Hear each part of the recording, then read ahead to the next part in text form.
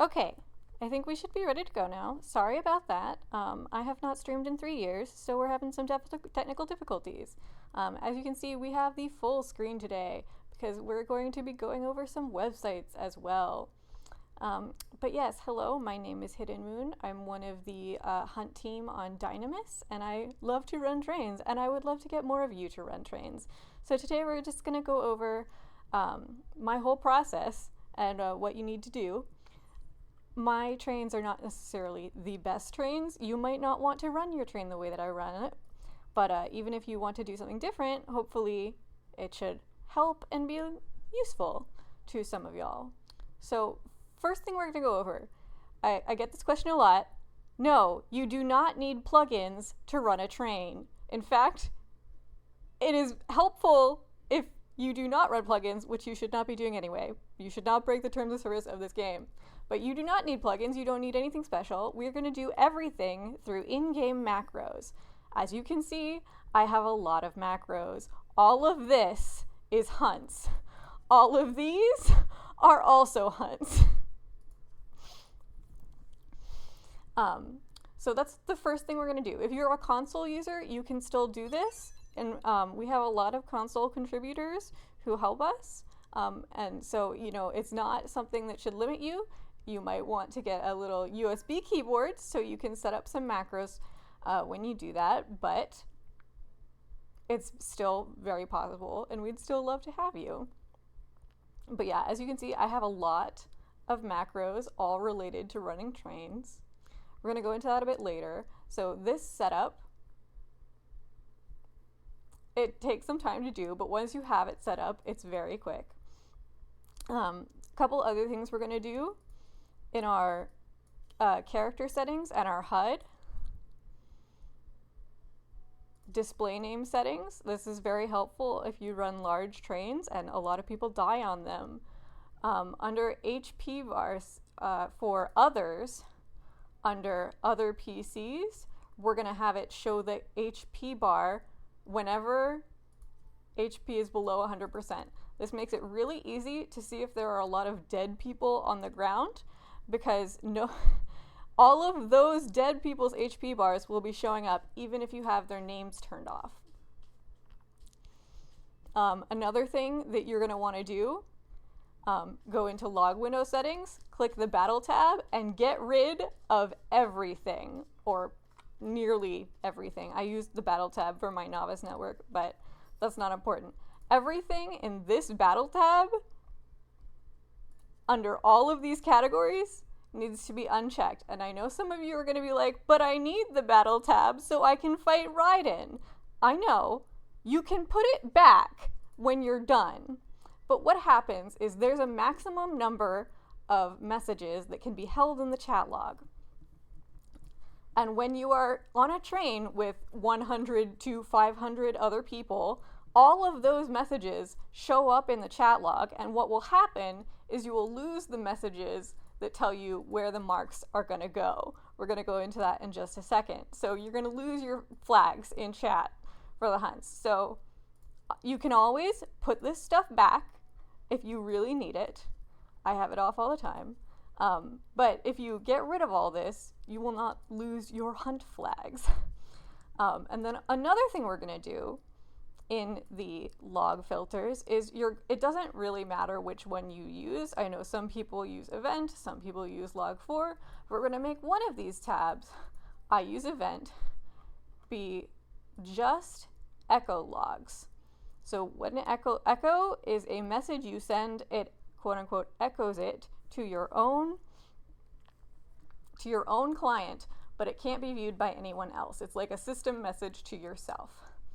And the reason we do that is when we fly around and look for marks and we scout them, I have this macro. It says it's my echo macro. And basically what it does is when I find a mark, and I target it, it will send a message to myself that says this is the mark and this is the position that it's at. It will also send a message to my party if I'm in one. This is useful if you're working with someone else to scout. But if you're not in a party, nothing happens. And I use the icon so it's easy to tell what it is in my mess of macros.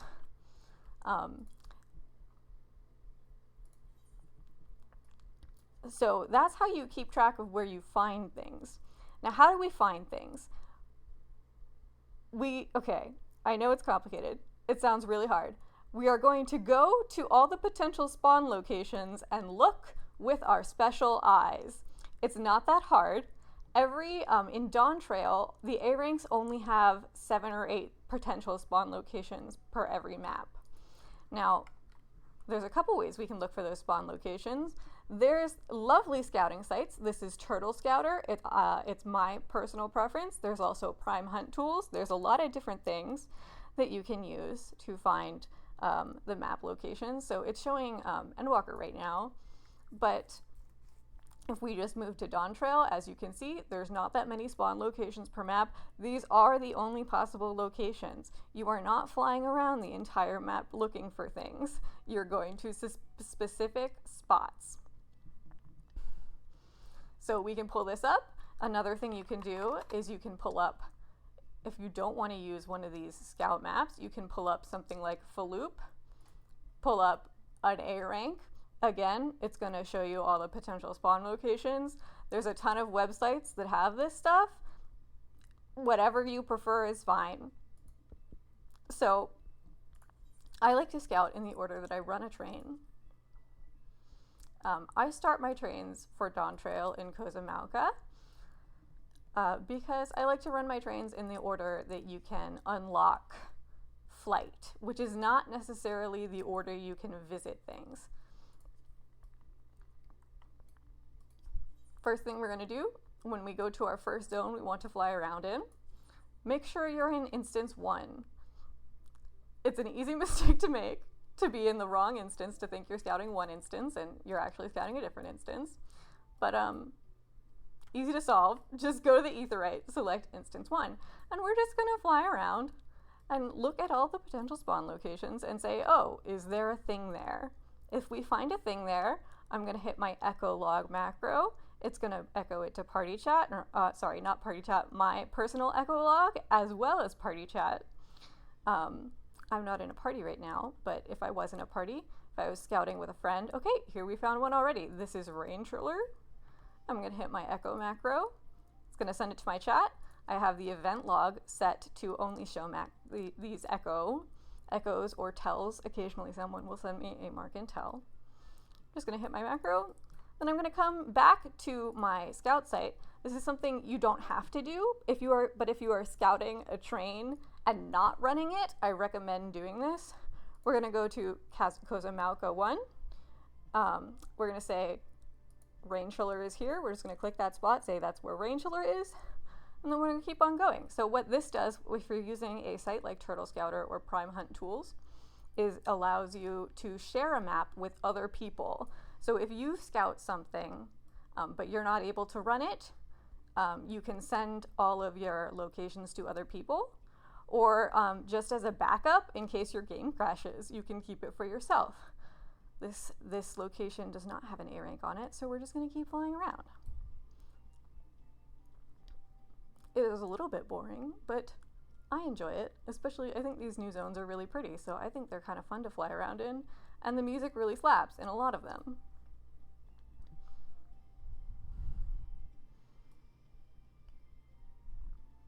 But yeah. Ordinarily, you want to fly quite high. This is a B rank, so we know the A rank can't be at this spot. We can move on. You will learn to recognize all of the B ranks as well as all of the A ranks quite quickly if you do this fairly often. Anyway, as I was going to say, I usually like to fly pretty high up. Nothing at this potential location. I usually like to fly pretty high up. That's not really possible in this zone. But some of these A ranks can aggro on you while you are in the air. So if you can be a gatherer, that solves that problem. And then again, if you're in a zone that doesn't have a lot of tree cover, you could fly pretty high. There is a horizontal and vertical render distance. There's a horizontal render distance for these, nothing here. But there is no vertical render distance, so you can still see them if you're like 700 feet up in the air. They will still render in. we're just going to keep flying. This is going to be a lot of flying. Let's see, did I talk about all my things in my notes? Yes. We talked about HP bars, we talked about the Echolog, we talked about the Battle tab.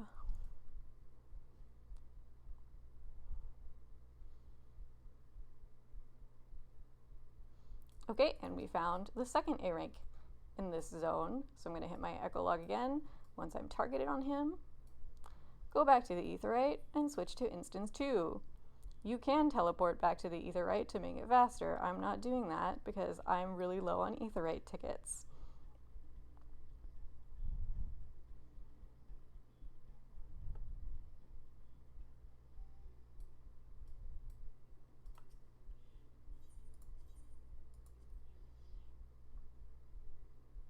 Now everyone has their own sort of order they like to scout in. Most people have a preference of like which order they go to each of the potential spots.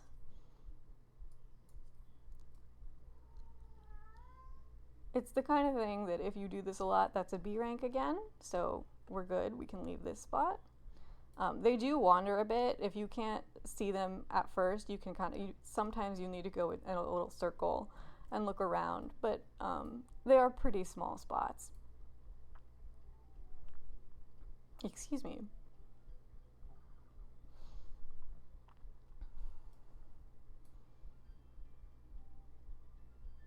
I forget what I was saying.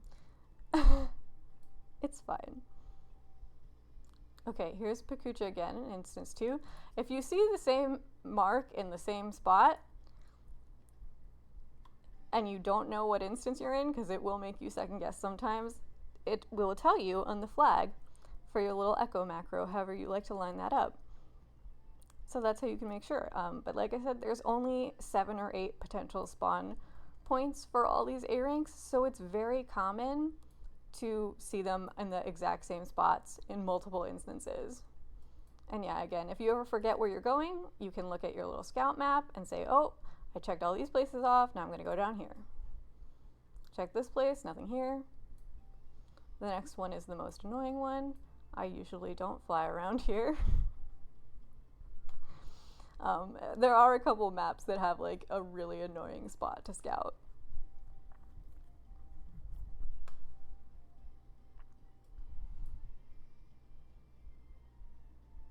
And this is one of them. This spot that's right over here on the other side of the map from all the other ones is a very long flight. Everybody say hi to Tree Jaja. This tree is duplicated. We call it Tree Jaja. But yeah, on this map, I normally start at Okanu and go around counterclockwise. And generally, I don't have to check this spot because I've found it before then. But because I started in the south this time, I don't know. But the B rank is here. Okay, that was a pointless endeavor.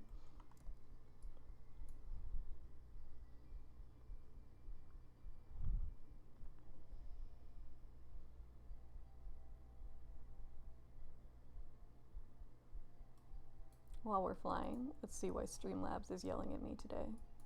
No particular reason. I do not normally stream. I only have one screen to work on right now, so if there's a little bit of jank, I apologize. I used to have a much better streaming setup. I don't do it anymore.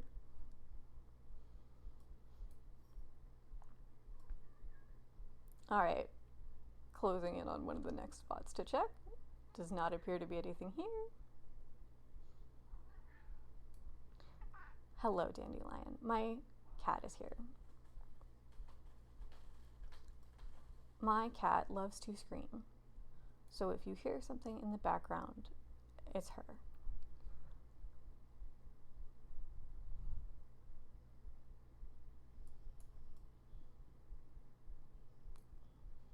Yeah, if you are having trouble, so obviously the easiest way to do this is if you have 2 screens, to have a scout map up on one screen and your game in another. If you cannot do that, you can pull it up on your phone. If you're a console user, ooh, here's Rain Triller. You can have a scout map up on your phone. also, you know, there's different methods that you can have, but also you just memorize these routes very quickly. For me, I basically know where all the spots are, but I'm also looking for landmarks. So I know there's a spot right next to this little line of text. And I know there's a spot always on this sort of southwest of this rock. This one's easy too, because you've got the big pointy bit. So sometimes I'll be like, let's head for the triangle.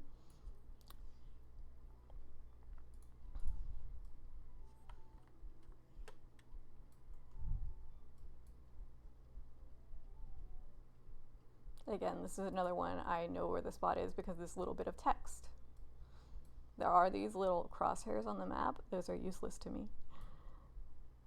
But you do you. If you find them helpful, you can use those as your markers.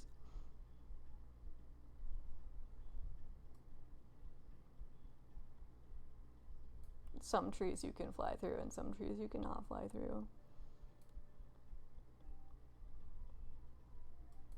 Rain chiller again.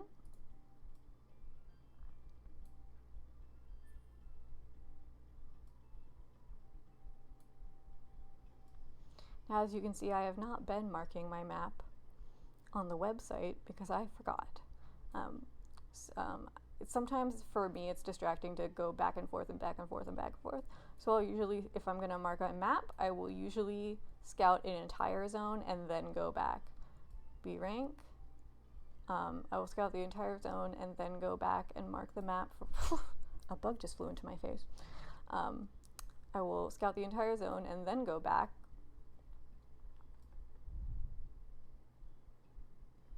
And mark the zone everywhere. Okay, here's Pakucha. So we're done with Kozumauka.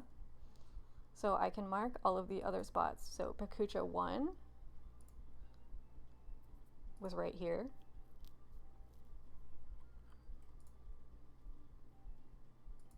Pakucha 2 was in the same spot. Rain Chiller 2 was up in the corner. Pakucha 3 is also right here. Oh no, that is actually a different spot than when we are now. So make a mistake, you can just click it again, it'll get rid of it. Pakucha here. And Prime Hunt Tools also works the exact same way. Pakucha was here, and Rain Triller was up there by the tree. Cool, so done with this zone, we're gonna move to the next zone, which is Urkopacha. Now, I have done the science. There is not a single location in Urkopacha where it is faster to teleport to the giants. It is always faster to go to Wachinpelo. Again, okay, it put us into instance 1 automatically this time, so that's nice. And again, we're just going to scroll back up so we can see all our spots. Every single time, doesn't matter where the mark is, you're going to go to Wachinpelo.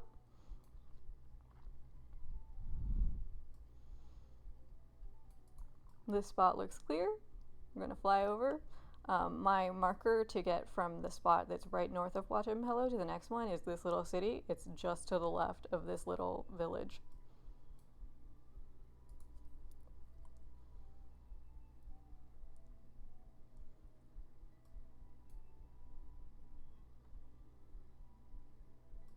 Another thing you can do, if you have Faloop mapping permissions while you're scouting a train, you can mark the B ranks on Faloop. If your DC does not use Faloop, then you can ignore this bit. If your DC does use Faloop, you can ask for marking permissions. Everyone's going to have a little bit different, but it helps if when you are scouting, you can say the A rank and B rank are here.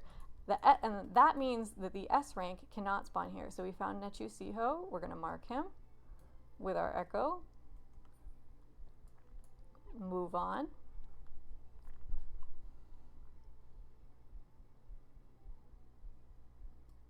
But yeah, if you do see B ranks, you can mark them if you have permission to do so. And that the reason that we do that is because it is helpful for S rank spawners. If you can narrow down the spot the S rank is going to spawn at, then you don't have to go looking for it.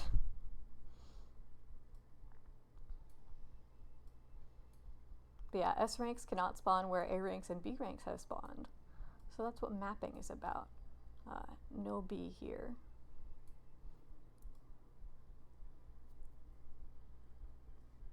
secret tunnel.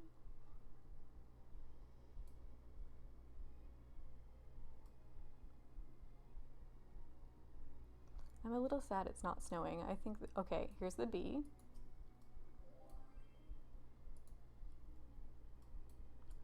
This one, I don't like flying back because it's really far sometimes, so I will teleport this time and we'll move to the next instance.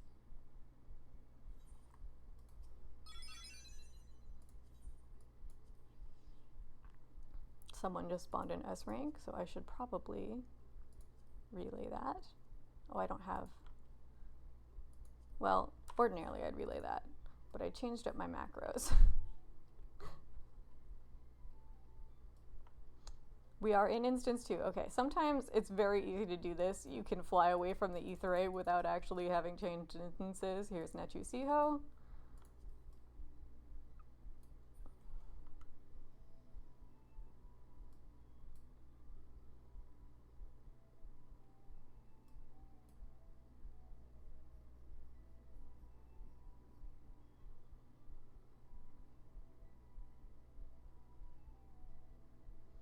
This would be a good moment to have 2 screens.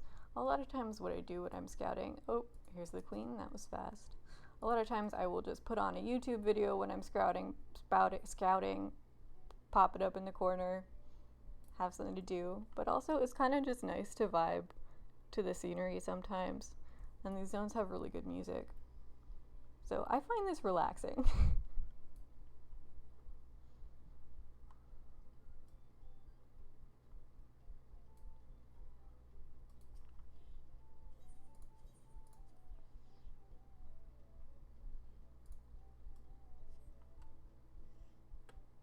We are now in instance 3, confirmed.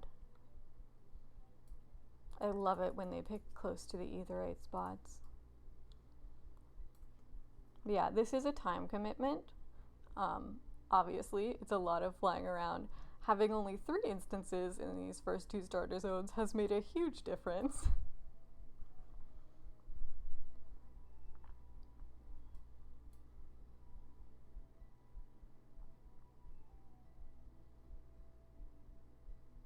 But even if you don't have time to finish a scout, you can still do a partial scout and then share it with other people.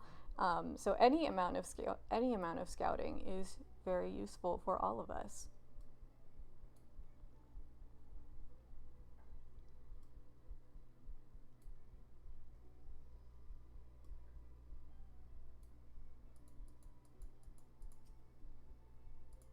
There. Okay, so Urkapacha done. I'm gonna go to my Turtle Scout map. As you can see, I have actually videos on YouTube on, because that's normally what I do when I'm working on a train. So in instance 1, we had Nechu up here and the queen bee here. In instance 2, again, this is a thing where having 2 screens helps, but if you don't have 2 screens, if you're doing this on your phone, Turtle Scouter works on your phone, Prime Hunt Tools also works on your phone. Again, console users, it's still extremely doable and helpful. It just is a little bit more time consuming. And then instance 2, Queen Hawk was at the little squiggly. Instance 3, Queen Hawk is right here. I marked the wrong one. And then Nechu Siho was up here. Nope, I did something wrong. This happens sometimes.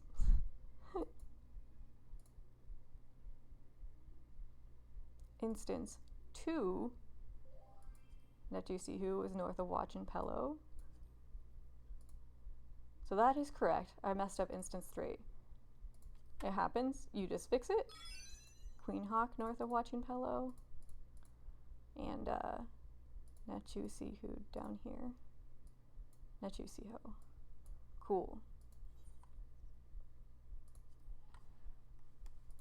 Moving on to Yaktel.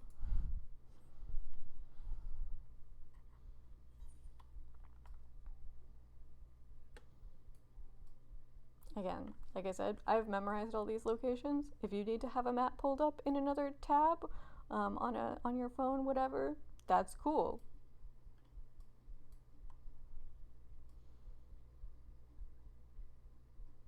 Oh, I see Glowy.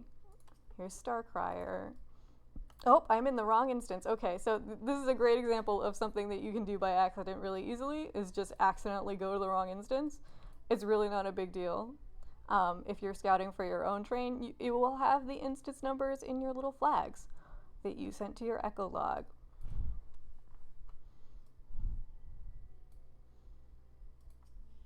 Not a big deal. We just go back, switch to instance 1. I could finish scouting instance 2 and then go back to instance 1. I prefer to have them in order in my echo log. So if I wanted to say, oops, I made a mistake, so I had a note to myself in my echo log, you just type E, and then I would say like, oops, and it would show that message. But interestingly enough, Starcrier's in the same spot.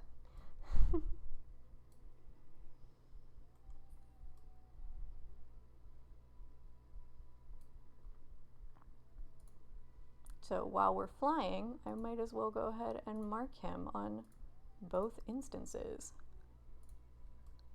Next spot up here is this spot right here by the vertical line.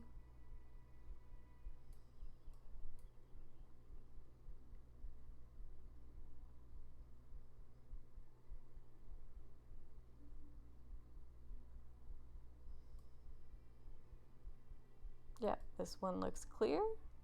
Next spot, we're gonna go cross the road and go up by the big lake.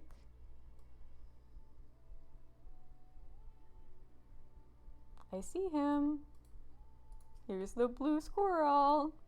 He's actually a sugar glider. So conveniently, they were both pretty close to the aetheryte.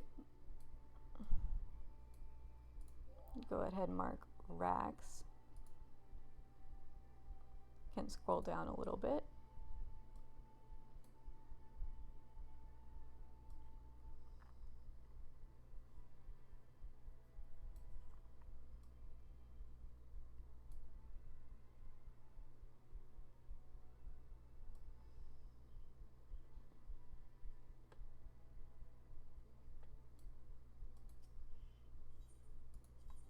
Now we move to instance 2 properly. I already have Starcrier, so I'm just going to move on and check the next couple of spots.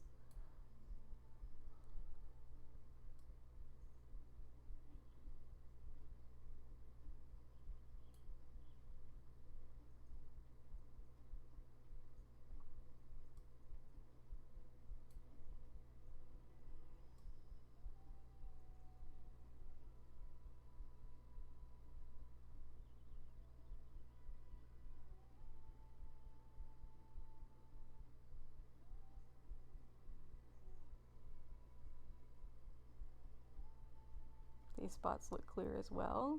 Oh, no, it's not clear.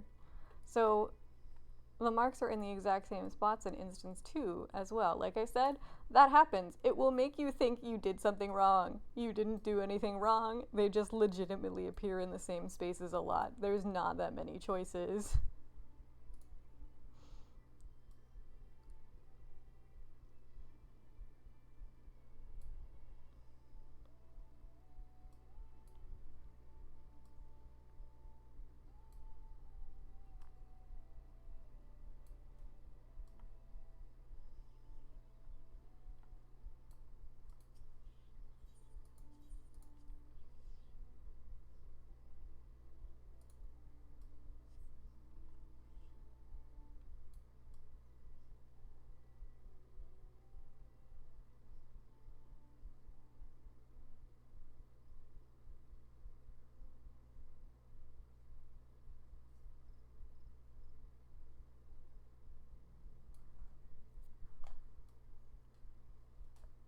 So, third instance, they are not in the same spots, so we can relax a little bit. Yeah, it is a normal coincidence. It happens. It always feels confusing, though.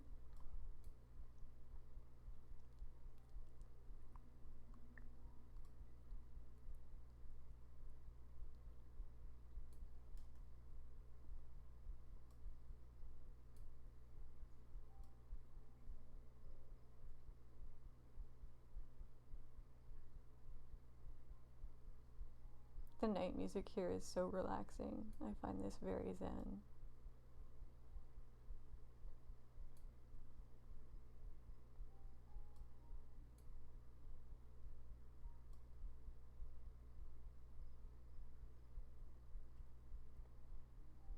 Okay, B rank. Sometimes it is a little difficult to tell if you're on the right spot or not. That's why I like looking for the B ranks, because then I'm like, okay, I definitely am in the right spot, and I can check it off. None of the marks are there. Hello, Dandelion. My cat is here. She's going to start stepping on the keyboard in a minute. All right, here's Rax. Now we can fly down. The lower spots on this map are a little difficult. So what I like to do is, it's 2 triangles and a square. This little triangle of dots, the center point is one of the spots that an A rank can spawn. Then again, you have this little square of dots. And then in the middle, there can be an A rank spot. And finally, you have this triangle pointing down. And kind of in between the top 2 points is the 3rd potential spot in the southern half of this map. So, if that helps you at all, that's how I remember where to go without having to look.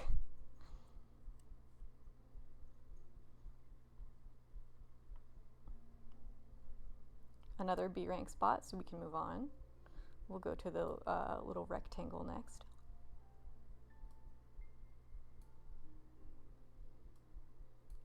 And we found Starcrier. Excellent. So, all done there. This is so much faster with only 3 instances.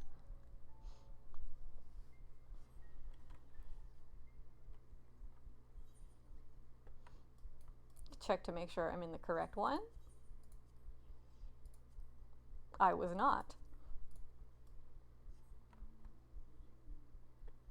This is my least favorite map to scout because there are really not a lot of landmarks you can go by. Oh, I forgot to mark my turtle scout for the last one. No, I didn't. I did. I marked it, but I marked it wrong. Yaktel 3. This is why we double check our work. Yaktel 3 has racks up here at Starcrier down there. Back to Shaloni. Yeah, there's not a ton of landmarks on this map that can tell you if you're in the right spot or not. So this one you do have to fly around a little bit more and look with your special eyes. This spot up by the cliffs is one that you do have a landmark for. The other way I remember it is this little butte. In relation to that, the bottom of the trees.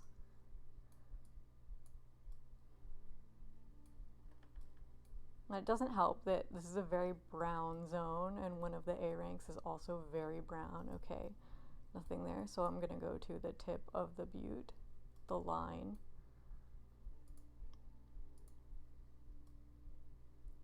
The spot looks clear as well. I'm gonna go to the bottom of the trees.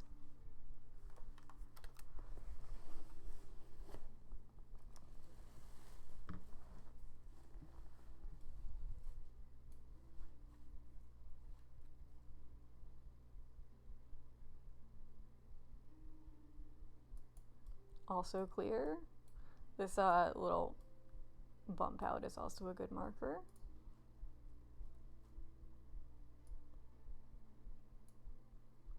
This spot up here is the worst, and I avoid going to it. It's the odd man out for this zone, and I always kind of cross my fingers that there's no mark up there.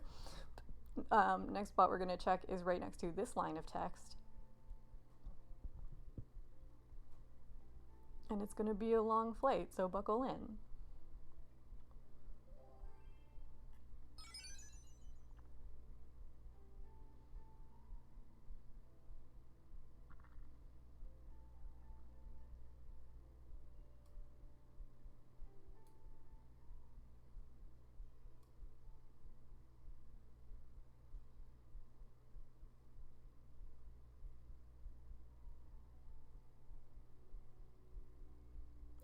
Okay, here's Kahenaheamewi. He's a little bit hard to see, but we found him. It works out. So while I'm flying to the next spot up by this little marker, I will mark him and say we found Kahenaheamewi.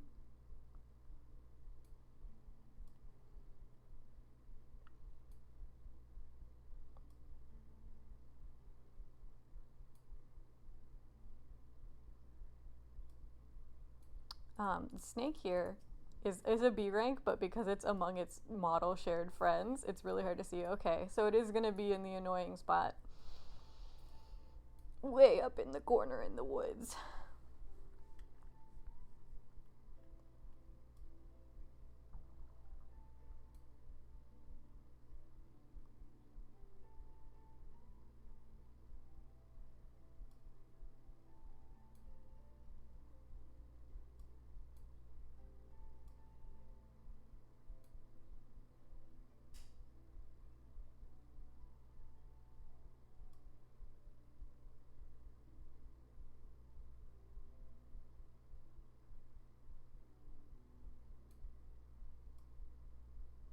Now, occasionally, what will happen, which is what's happening right now, is either I missed a spot or the A rank is dead. So, because we couldn't find it in any of the known spots. So, if that happens, I'm going to go back. You can rescout the map, and sometimes I do. It is easy to miss this spot. But the other A rank in this zone is bright blue. So he's harder to miss than Kahenaheamewi is. So I think he's legitimately not here. So what I can do is I can go back and visit each spot again. Especially this southern spot down here is very easy for me to miss. But also, sometimes the A rank is just gone. Sometimes, particularly right now when you've got a lot of groups farming fates, sometimes groups will kill them alone. There's all sorts of reasons that the A rank might be gone. It's not a big deal. You just say, okay, we only have one A rank in the zone, and we move on. Sometimes I can get a friend to find it for me if I can't find it. Networking with your local hunt team is great for that. Sometimes, like I said, there just legitimately isn't one there. I am going to check these southern spots again because I know he's easy to miss down there, but I'm pretty confident I didn't miss him anywhere else. It's there's also this spot that's like right around here that's kind of easy to miss. So I'm going to go there and check again.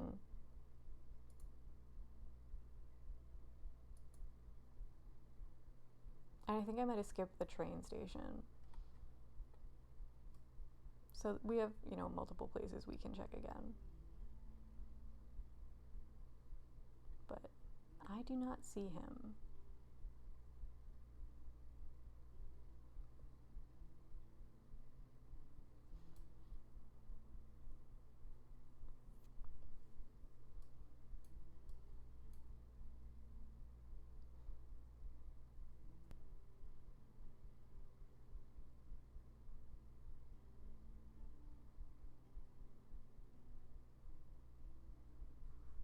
Oh, he's right here. Okay, so this is why it is good to check twice sometimes. So we found him this time. I probably just flew right past him. It happens. So we are all good.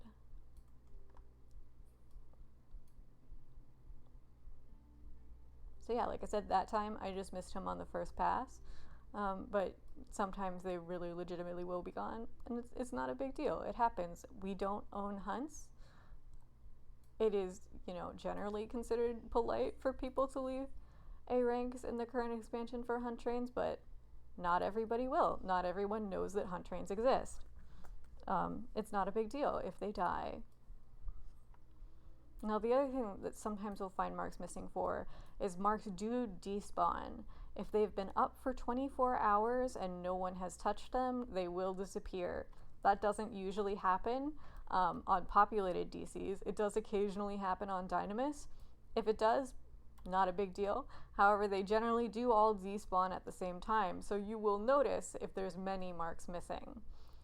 After despawn, they will come back 4 to 6 hours later, so it's not a big deal if marks do despawn. It's just a thing that happens occasionally. Here we have Kahanahea Maui 2.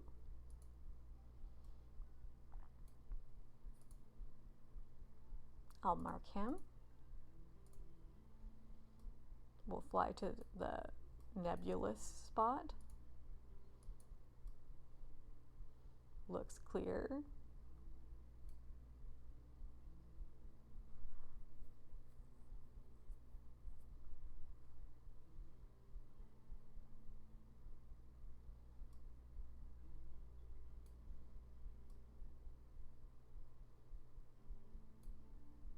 Clear again.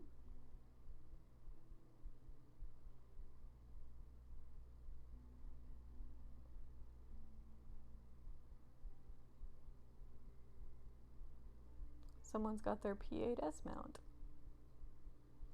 And here we have Yahehe Tuapio.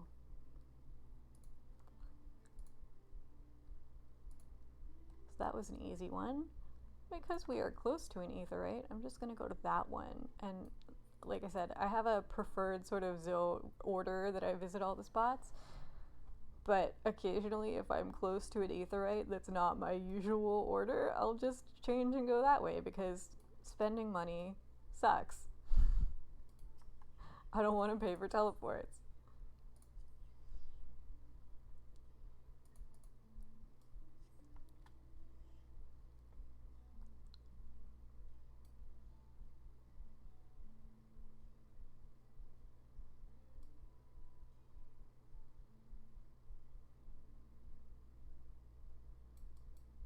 Ken again.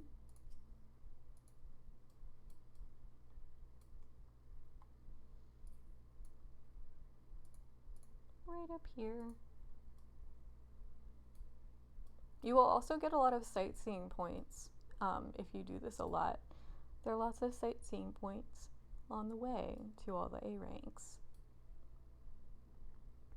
So if you haven't done your sightseeing log and you would like to, you have a great opportunity to get that, as well as help out with people getting A ranks and their A rank achievements and your A rank achievements. Because if you scout a hunt train, generally you get a special call out and people will be thankful to you.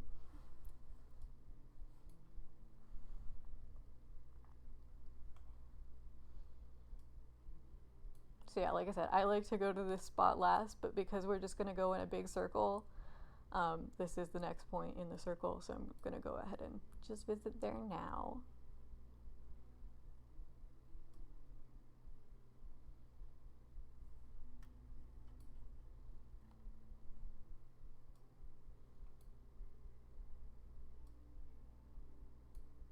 And yeah, there was no mark here. There is usually not a mark here, and I usually feel silly for having flown all the way out here, but it doesn't hurt to be thorough.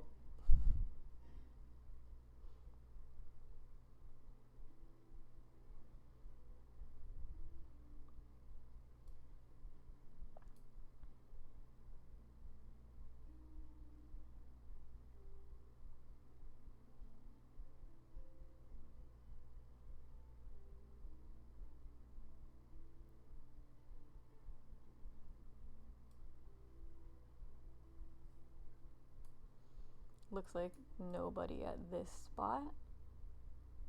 Like I said, sometimes they do wander, so you might have to go in a little bit of a circle.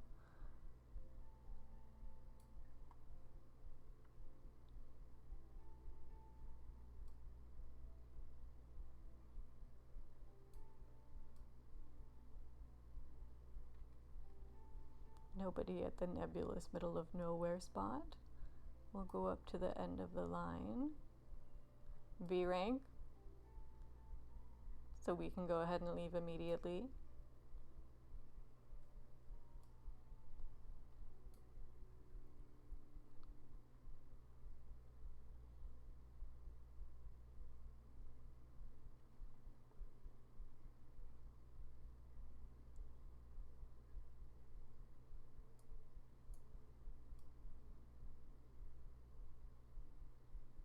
Where's my dinosaur? Alright. There he is. Okay. I just flew a little too far. There's our last dinosaur. Mark him. Move on to the next zone again.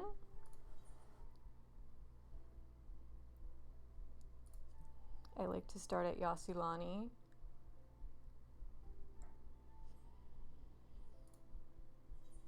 This one is another map that has an annoying spot that's really far away from all the other spots. Check our instance, which we were already in instance 1, but now we're definitely for sure in instance 1. The wall here, I can't remember what the word is. It starts with a P. The supports for the wall are really good markers on this map, and little like rock formations. So this map's pretty good. It's got a lot of visual markers that can say, am I in the right spot?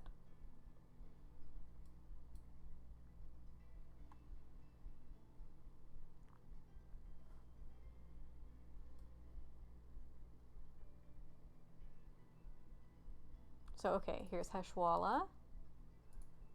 Mark her. Go to the next spot, which is south of this rock formation.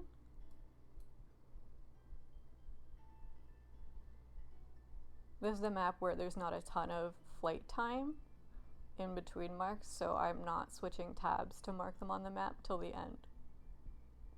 Or if we have to go to the very far away spot. And then we got north of this rock formation. Okay, nope. We'll cross the wall. I will mark Heshwala while we do that.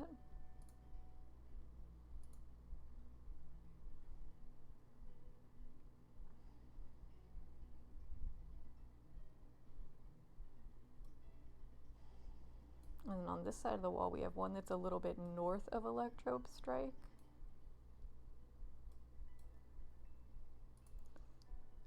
Well, north-ish, and then one that's a little bit to the southwest. So there's lines on the map. There's lines on the map, just like there's lines on the floor to help you find things. But I do forget this spot a lot. This spot and I are not really friends.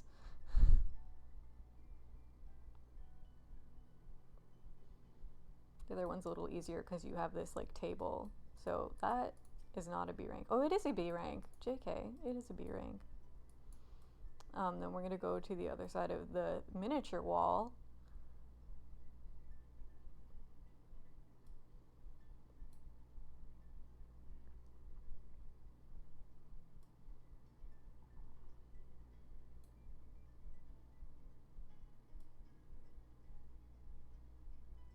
And here's Erna. Awesome. I will teleport back to Yasulani for this one. Mark Erna on my map.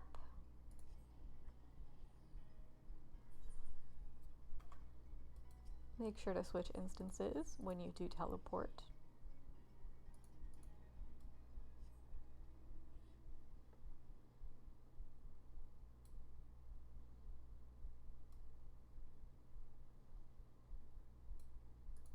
Erna's right near the aetheryte, thank you. We love when they're close. A nice polite mark who respects our time.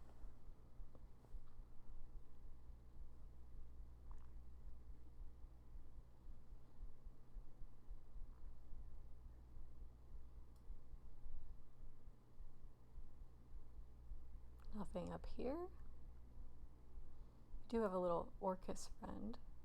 Orcus is one of the Stormblood A ranks, and he and I are not friends either because he likes to hide from me. B rank.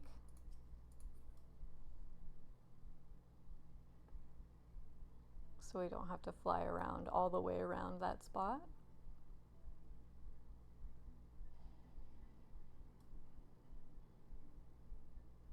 The Fate is here that looks just like the B rank.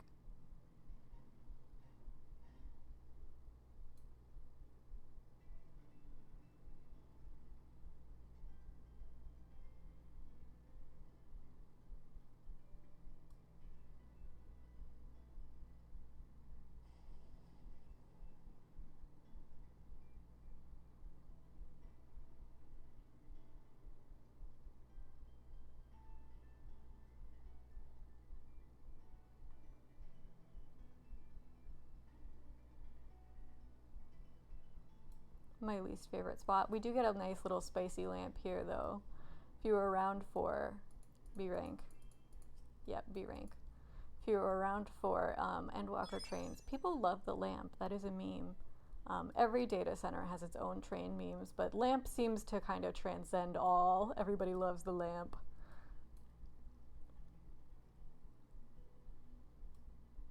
Alright, to the annoying spot we go.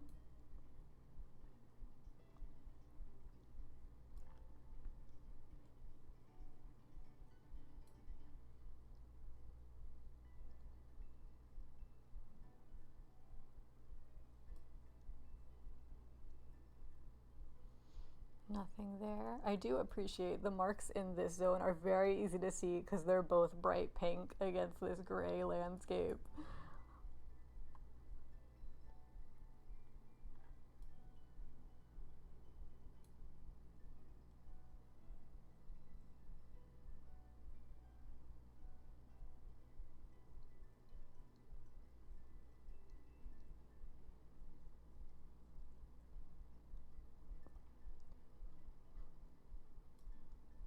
Alright, the graveyard. I love the graveyard because both A ranks in this zone tend to mass murder people, at least if you're on Dynamis, and I like that you get mass murdered at the graveyard sometimes.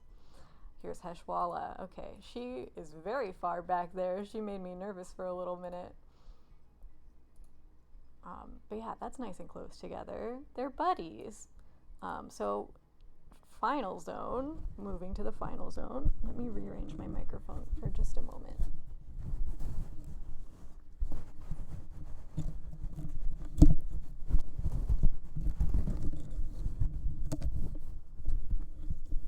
Okay, that was probably not a enjoyable noise.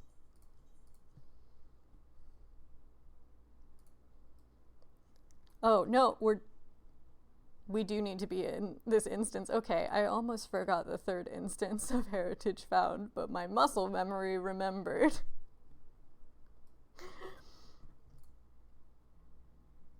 Wait. Yeah, okay, I marked this incorrectly. I marked Heritage Found 2 with Heritage Found 1's mark locations. And then I marked 3 with 2's mark locations.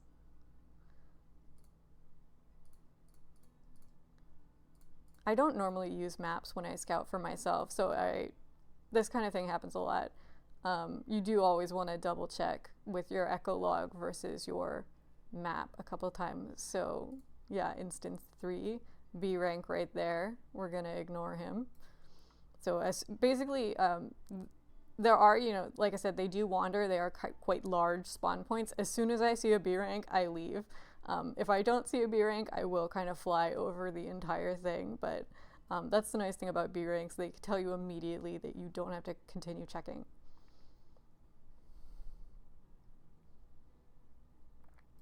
Heshwala. 3. Put her on my map.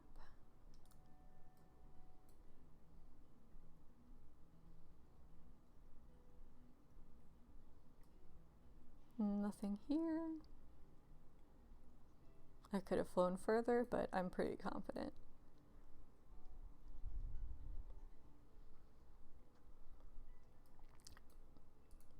B rank. Oh, okay. I guess the one over there was just a regular mob. So B rank and his fate friend. So my mistake. It happens. We have to go, you know, we're going to end up in the graveyard spot eventually anyway, so if we need to double check that at the end, not a big deal.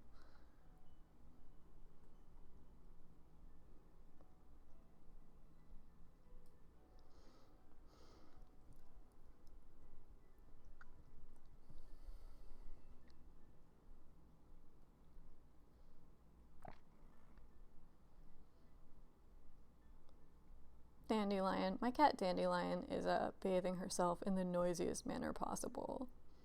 Can you not? B rank.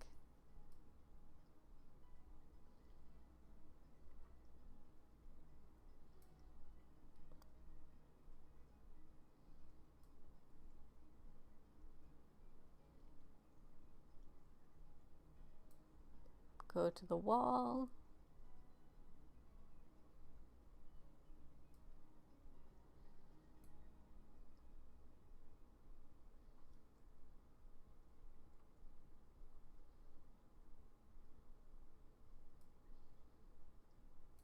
And here's Erna. This is also an annoying spot because you have to really cross the wall all the way, or sometimes they do hide from you. Okay, so now we can move to the final zone. For real, I usually start from the middle ether right here.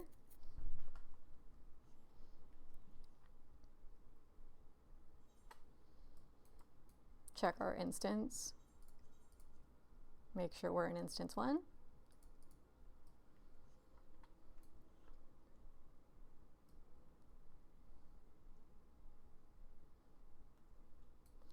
First spot here, there's like a little U shape. My side quest is blocking it. But the U shape of buildings kind of tells me here's a B rank. B rank, so we're going to move on.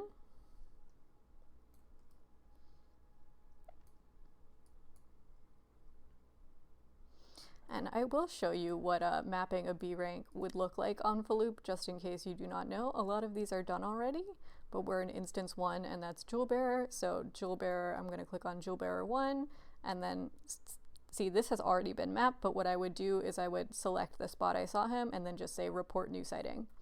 And that's it. That's how you report B rank sightings.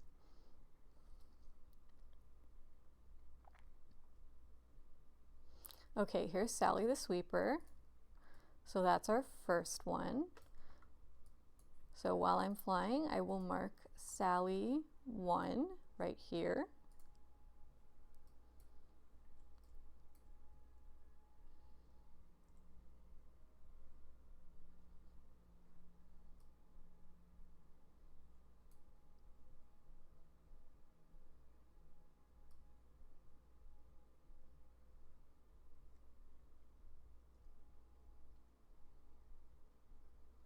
Nothing in that spot.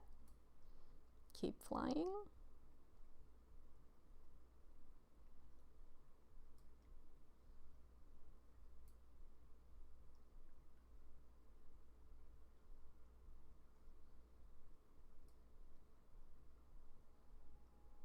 Nothing in this spot, so we'll move up to the green zone. It's not very green right now.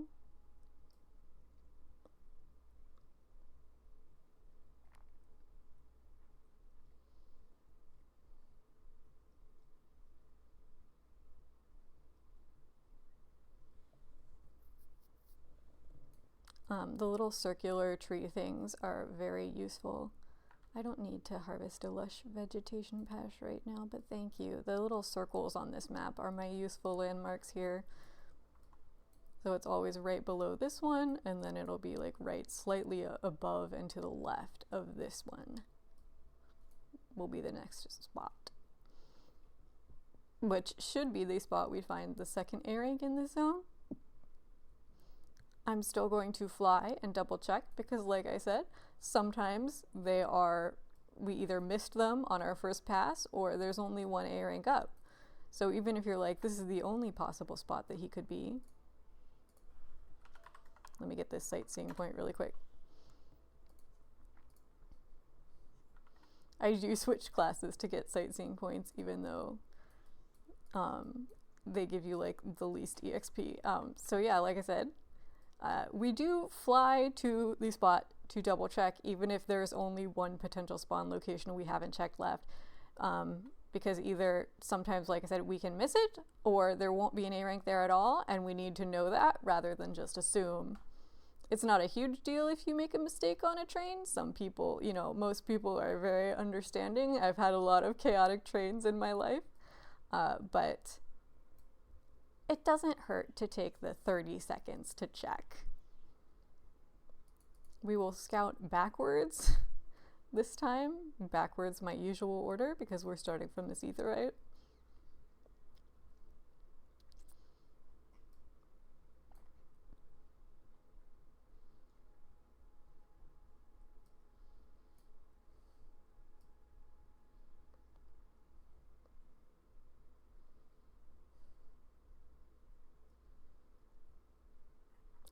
this one's a little hard to see. Sometimes they're like behind this rock all the way. It's quite a wide spot. So like I said, we always fly around a little bit and check the whole thing.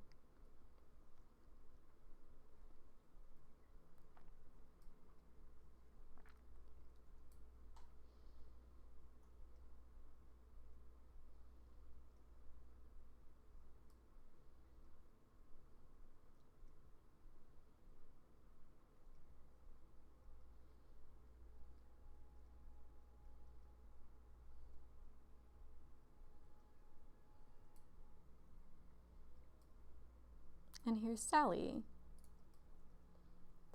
So it's a bit of a long flight to our next spot, so I'll mark her.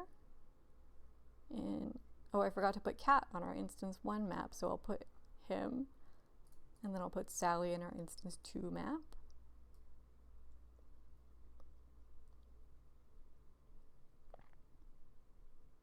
This is another B rank.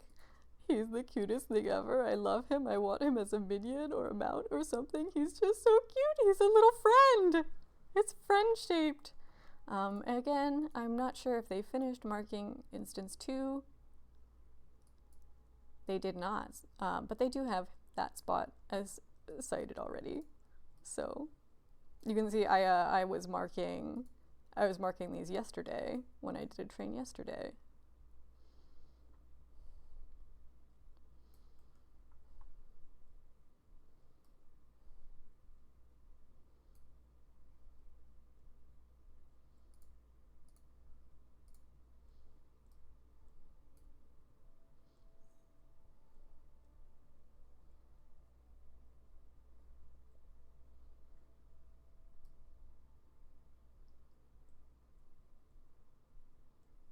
All right, here's another jewel bearer.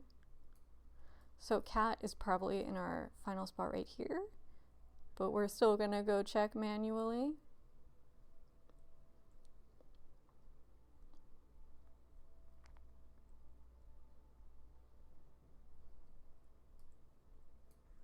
Oh, you know what? I was looking at the wrong server. I'm on Seraph right now, but it's the same concept for marking B ranks.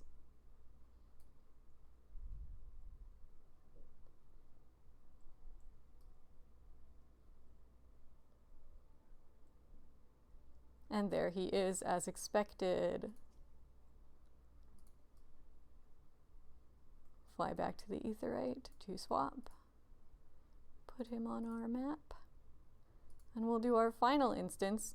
It's been like an hour and a half. That's normal. This takes a while. That's why we there's plenty of people who don't scout an entire X-Pack, who will only scout like 2 of 6 zones or something like that. If that's all you can do, that is still incredibly helpful. So, final instance.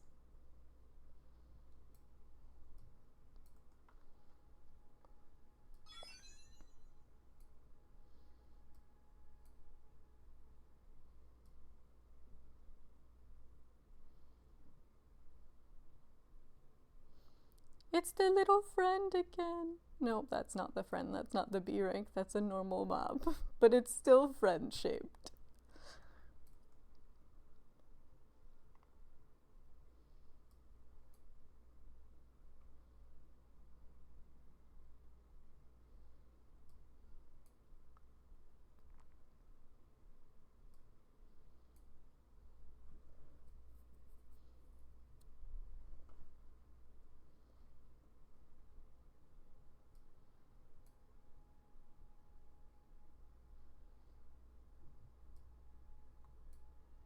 And here's Sally. Thank you, Sally. Mark Sally.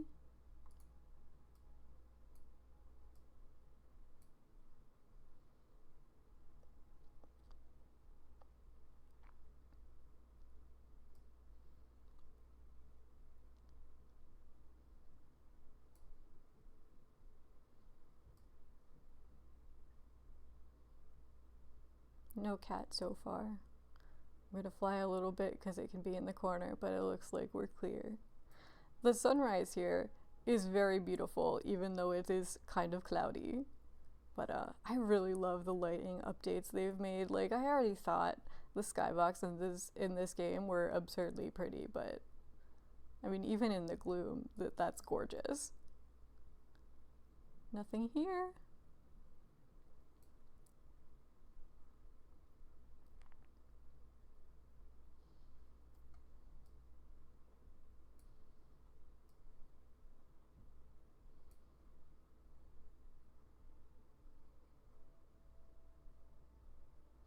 And there's the cat.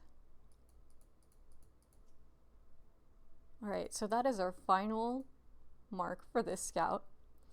Now, if I was going to run this train myself, all I would do is I would pull that tab with my echo log off. I put it to the side here usually, and then I would be able to, as I'm running the train, just click every link and call that mark in sequence. And usually what I do is like scroll down and make the window smaller as I finish each zone. If I'm not running the train, or if I want to share my scout with someone else, I would go to my scouting website and make sure I didn't mark Yoctel 1. Okay, so I did make a mistake.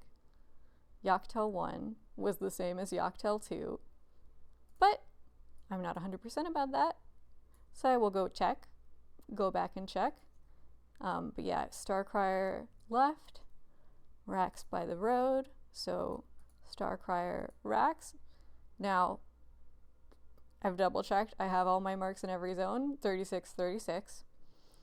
I'm gonna say share, it's gonna give me a link, share view only map, and then how you do this is going to depend on your data center. On Dynamis, we have this lovely little bot that shares train status for us. So on Dynamis, what I would do to share my scout map is say, use bot commands to post the link to that, which I will show you here right now. And I'm going to say announce false because I'm not starting a train, I'm starting a scout. That's my mistake. So Seraph Dawntrail, I'm going to put the link to my scout map. It's going to say that I scouted it, and it's going to put up the scout link on our little thing. Your data center might do this differently. If you have a Discord or whatever you use to organize on your data center, you can just post that there. If I didn't have access to planning channels, I might come to like the scouting channel here and post my map and say, hey, I scouted this whole thing. How do you help me? You know, can someone run this?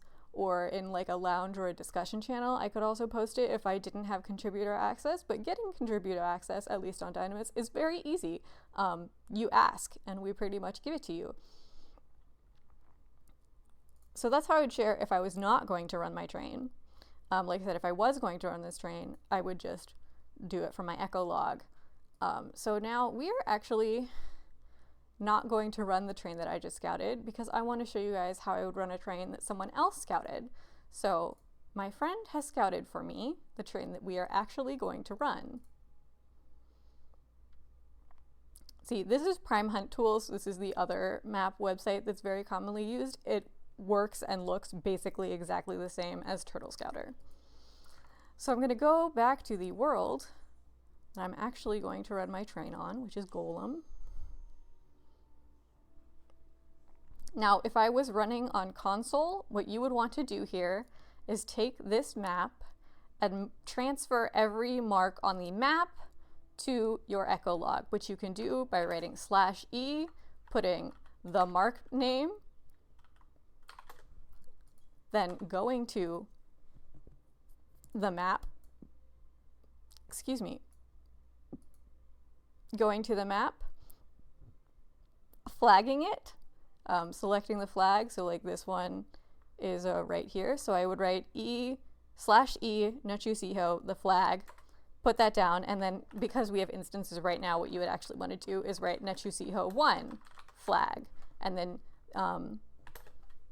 you know, Queen Bee 1, Nachusiho 2, etc.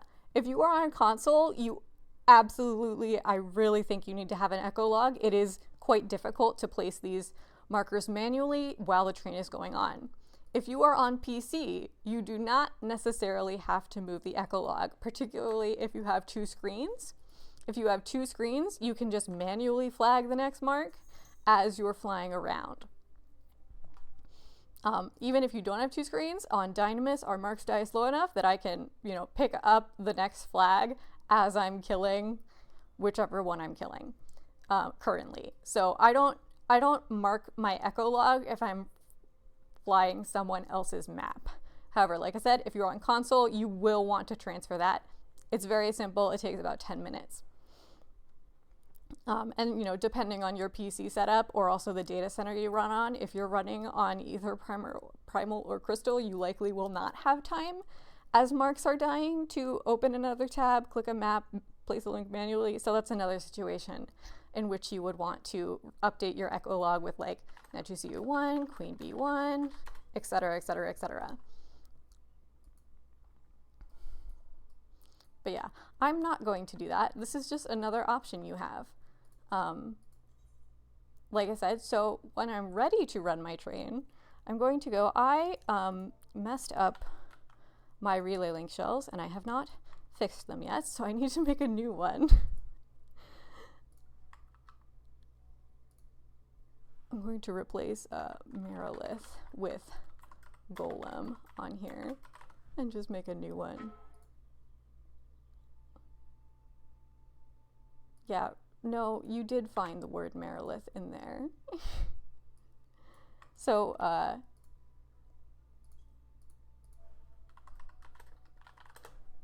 just going to put that there really quickly. I am going to go to my home world to relay the train because I want it to send to local link shells. So what I'm going to do, in whatever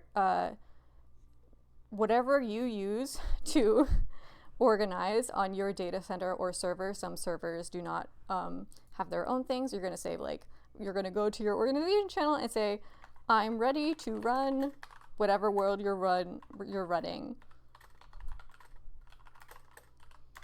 And then I'm also going to go in game. I'm going to go to our conductor link shell and say Golem momentarily. So everybody knows what I'm planning on doing. We don't have a train queue right now because I asked everyone to leave space for me that I was going to be streaming. But if I did have a train queue, I would say, hey, I want to run Golem next. And then whoever was running the current train could say, all right, I'm at, X mark out of whatever, and I'll be done in about a certain amount of time. So I've already prepared my relay. I've made sure that my battle log is totally clear, that there's nothing in that tab. There's nothing going to be pushing my echo log, which again, I'm not using, but if I was using an echo log, that would be extremely vital. So my battle tab is clear. Nothing in here under anything. I have my relay button ready. Now, the next things we're going to do is more macros. So, like I said, I have macros for everything. I have a macro to start a train during normal time. I have a different macro to start a train with all of my rules for the really large release trains. I have macros if the train is going to derail to go to an S rank, which we're not going to do that. I have a 2-minute warning macro for if there's going to be pit stops and if there's not going to be pit stops. Before we start, I have a macro to shout what we're going to do in main cities. We're doing a hunt train, come join. There's lots of macros. The only macro you need to have, let's see if I can find it.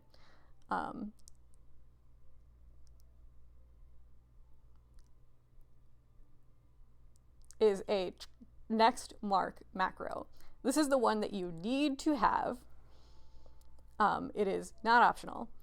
And it's just, so shout, next mark, flag. I have individualized macros for every mark from Stormblood up through Dawntrail. I don't recommend you do that. I do it as a fun thing just for myself. The only thing that you need to have is the next mark is at flag. I like to send mine to my party. I give them a 4-second head start. That means that I don't have to pay for teleports. because the party will teleport me to the next spot. This is also, a courtesy. I actually originally got into running trains because I had a friend on PlayStation that was having a lot of trouble getting marks. So I started running trains slowly just so she would have time to get through her load screens when we were teleporting to new zones. You do not need to give your party a head start. I just think it's useful. But yeah, this is the only macro you need to have. It is essential. So for every new mark, I'm going to click the flag, and then usually what I would do is pull this onto my hotbar. I usually run Trains of the Dark Knight, so you can see I don't have it on this one because I have this hotbar of all my individualized macros, but what I would do is I would pull this next mark macro onto my hotbar, click a flag, and then click the macro. That's all you need to do. It automates everything. Now there are additional macros you can have that are useful. For example, I pit stop in new instances. So I have a macro for every numbered instance we have. I can get rid of these 4, 5, 6 ones, but I have them. And I can say next pit stop in instance 1. So I hit a macro for that, so I don't have to type. I have those for all the numbered instances. I also have on here a wrong instance macro. What the wrong instance macro is when I go to a new zone. Where is that in this list?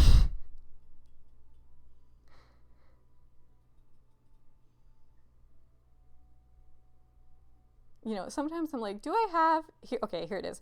Wrong instance. The wrong instance shouts, if you're here for the train, you're in the wrong instance. Please move to instance 1. And I will shout that when we go to a new zone because people will get automatically dumped in the new instances, and inevitably what will happen is they will fly off without checking what instance they're in. I have that. I have a train start macro, like I said, normal train start. I have a different one for the really big train that goes over sort of my personal rules to make things move slowly.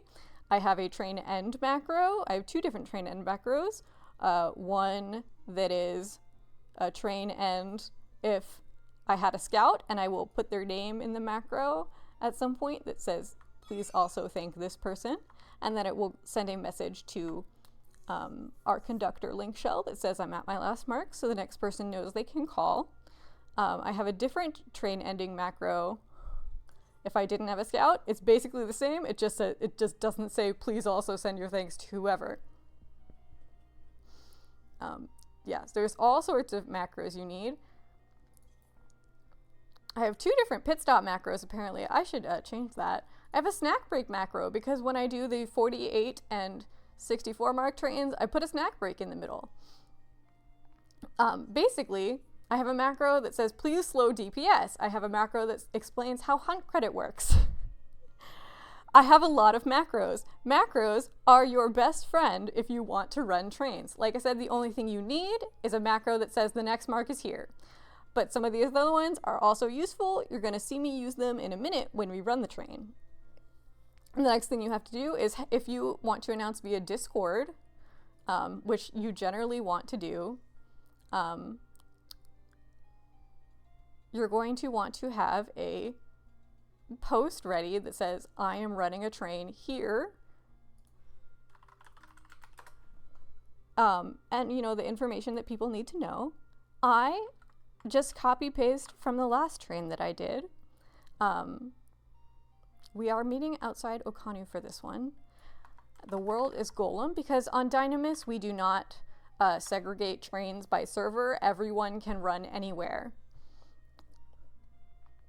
My scout for this train was Roy Cools Roy. So I would put my scout name here. The only information you need is starting time, server, location. The rest of this is extraneous, but I think it's useful to have. I put a route so people coming late will know, okay, if I'm starting late, here's where to go.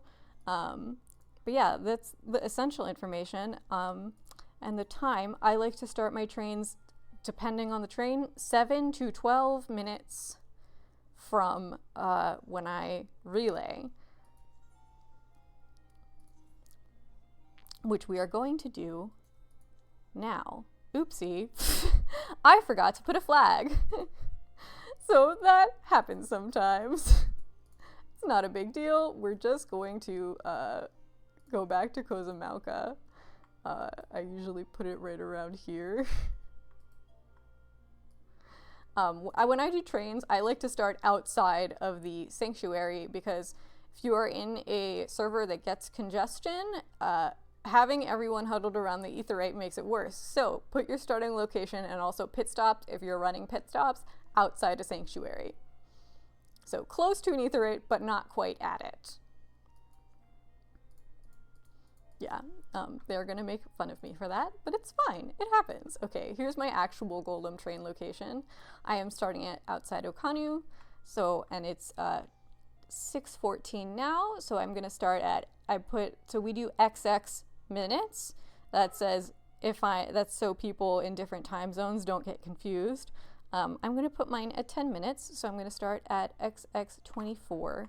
I'm gonna copy, I'm gonna send this to my A-Rank channel here.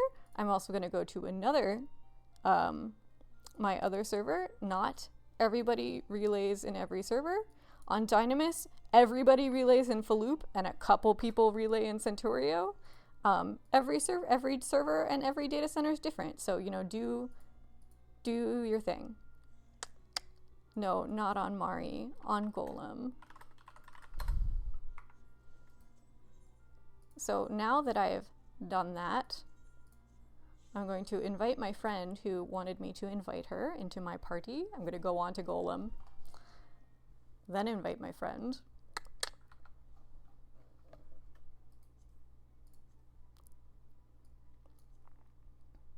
Get in my party. And since I'm already in a main city, and I want people to attend my train, I'm going to go ahead and use my city shout macro. And what that does is says, we're starting a hunt train at this location, and then it shouts the kind of rewards you get from it. I have this instance thing about flight unlock order. That's a unique thing that I do. Not everyone does that.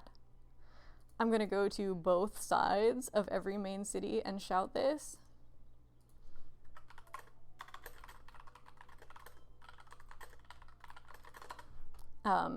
Also, now that my friend's in my party, what I'm going to do is I'm going to start a party finder because everybody wants party finder. I'm going to say ride with Moon, which is what I always say. And then I'm going to put this last party slot, I'm going to put to omit. So there are only 7 people total in my party. And I'm going to explain why we do that after the party fills. But I've hit my macro here.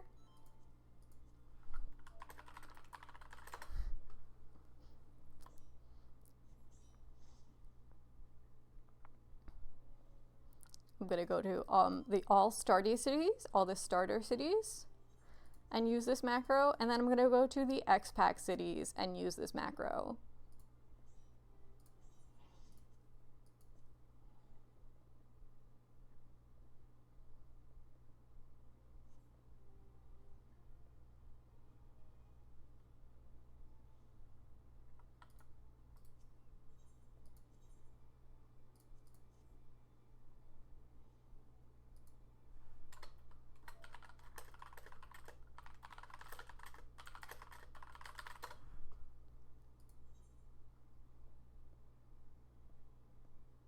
Okay, so I've sat in my starter cities. Now I'm going to go to the cities for this XPack, and I'm going to shout there as well.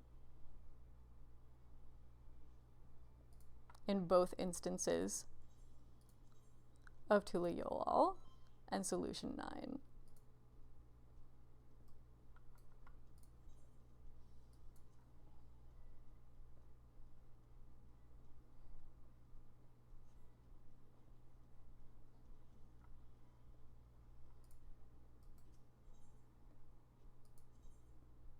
That is, we went into instance 1, so we're going to shout in instance 2. I am probably capped on my tombstones. I sure am. I'm cool with being capped on my tombstones, I think. We are going to get a bunch of nuts from this. I'll overcap, but it won't be a big deal. Alright, so now I'm going to explain why we left that last party spot open. So something that's very useful to do, particularly on long strains, I'm going to put my party finder up again, I'm going to leave that spot open, and I'm going to lock the average item level to 999. What this does is ensures that my party stays up in party finder, but no one can join it, so it will always be visible. And the reason we do this is so there is a easy way for people who come late to see where the hunt train is. So I'm going to put hunt train current location. Click me if you are lost. And then I'm going to say this party is intentionally unjoinable because a lot of people will try and join it anyway. And what this does is now anyone who is coming to the train late can just see this hunt train current location thing, click it, and it'll show you where I am currently located, which is where the train's currently located. And it'll be easy for them to know where to go if they're coming late or if they get lost, if they have to wander off in the middle of the train. So yeah, now I'm going to go to my starter location.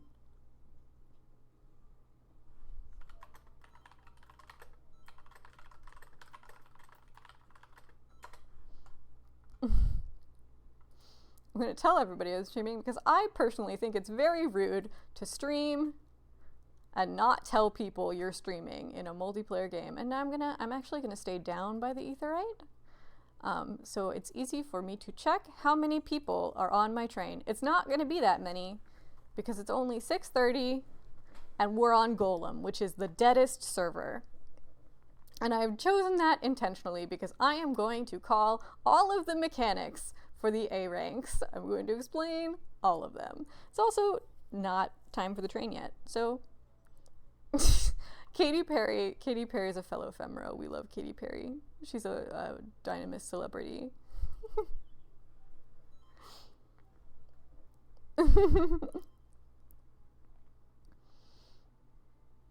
Yeah, and now we just chill and wait. This is a good time to go get a snack, refill your water bottle, use the bathroom, etc. These long trains are a marathon, not a sprint, so I'm going to go do that right now, in fact. So I will be right back.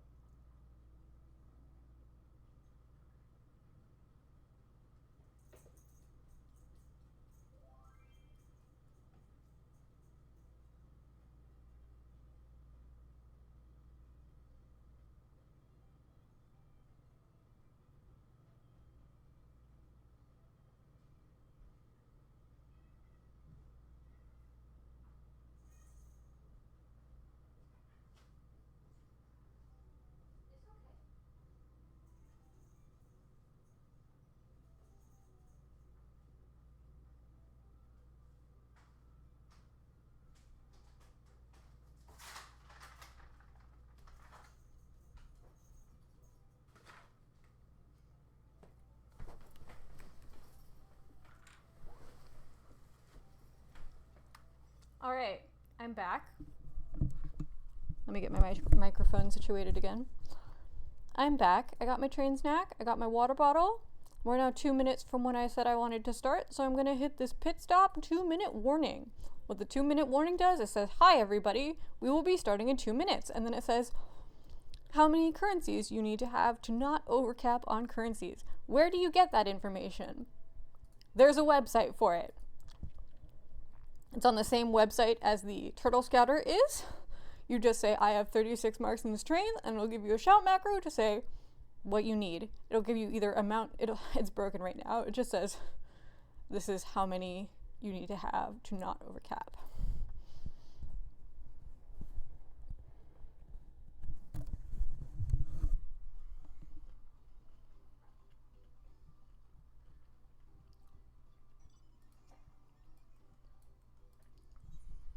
Gonna check how many people we have. We can check how many people are on the train by just saying travel to instance area and then not traveling and just looking at the numbers. This is not going to be a large train, but that's good because I want to explain all the mechanics to you.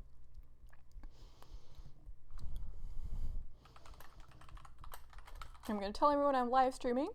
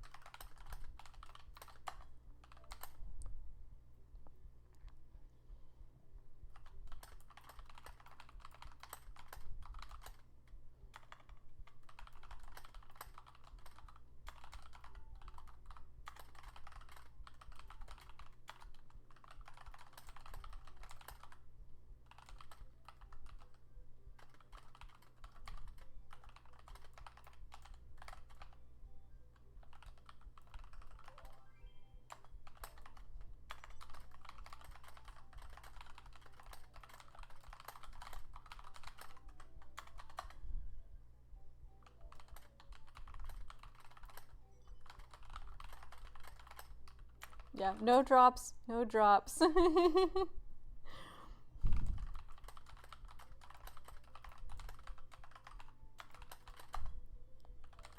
I cannot type mechanics fast enough, but I can say them fast enough.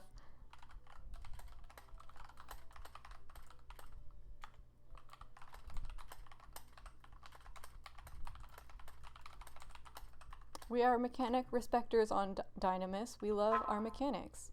So we're now a minute past when I said we were going to start, so I'm going to hit my train start macro. Like I said, I do have a longer macro that I use on trains that are like 100 plus people that has a couple rules.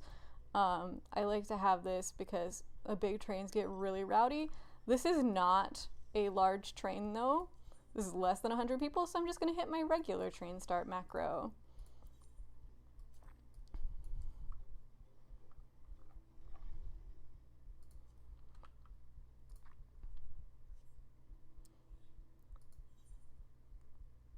I also have a reminder, so on Dynamis we don't use Centurio hunts, and I get a lot of people who have issues because they're trying to use Centurio hunts, and most of our contributors aren't in Centurio hunts. So I have a macro that reminds people to join full loop because they're missing stuff.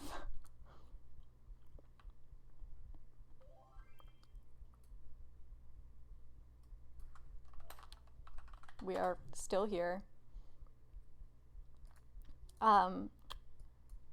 And then, so what I'm going to do, like I said, because I'm running straight from maps and not from a echo log, I'm going to pull that map up. I'm going to go to the map of where we're going, and I'm just going to send people, I'm going to put that, select that flag, and we're going to go. First mark is a rain triller. So I'm going to hit my rain triller button because I'm weird. I'm going to have my stance on as soon as I land. Because people are asking about credit, I'm going to hit my macro that explains hunt credit. And now, like I said, we're going to explain mechanics. Hello, stream chat. Yes, I am a girl. I'm going to explain mechanics. So Rain Triller, his mechanics are explained by the dialogue that he says. Croak, if he says croak, that means you need to go out. If he says ribbit, that means you need to go in. And if he says, no, not croak. If he says chirp, you need to go out. Ribbit, you need to go in, and Croak is behind. So he will say that, and then he'll do a cast bar, and whatever he said right before he does that cast bar is the thing we're going to do. So it's always chirp first, then chirp Ribbit, and then it will be either combination of Ribbit, chirp, Croak, or Croak, Ribbit, chirp. So I just, did that. So this third one is random order. So it's going to be out first, then in, then behind. So I'm going to go ahead and run behind now. All right, go in, and then we're probably not gonna see the behind, but there is a behind. Okay, next mark is going to be over here. Now this is what I did the thing with the hotbars for, so I can easily see there's a lot of people dead. So we're gonna hold for a moment and ask people to raise. I have a macro that asks people to raise because I have a macro for everything. Hi, corpse. Another thing I do, when you're on a train, you wanna use if you're the conductor, you want to use a mount that does not have like big wings or particle effects. All right, everybody's up or about to be up. So we're going to go to our next mark. By the way, if you're on the train and you're watching this, please don't pull ahead just because you can see where the marks are. I know you can see where they are. Please don't do that. Yeah, don't pull the marks before like the conductor party arrives. It's very rude. If you want to go to them and just sit and wait, that's fine though. Yeah, okay. So Pakucha, yeah, this is why I don't stream hunt trains, because this happens. Pakucha, he will do that swoop, marching, he has marching cast, samba cast. Marching is out, samba is a big giant forward cleave. If he does marching samba, it means he's out, then cleave. But yeah, this is why we don't pull hunts early. Please do not pull hunts before conductor arrives. I know you can see where they are. Don't do it.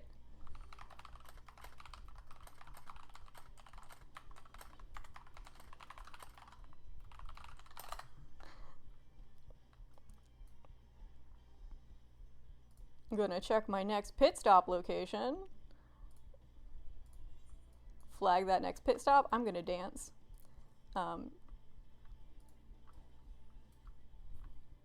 Yeah, okay, so our next pit stop is instance 2, so I'm gonna hit my next pit stop in instance 2 macro.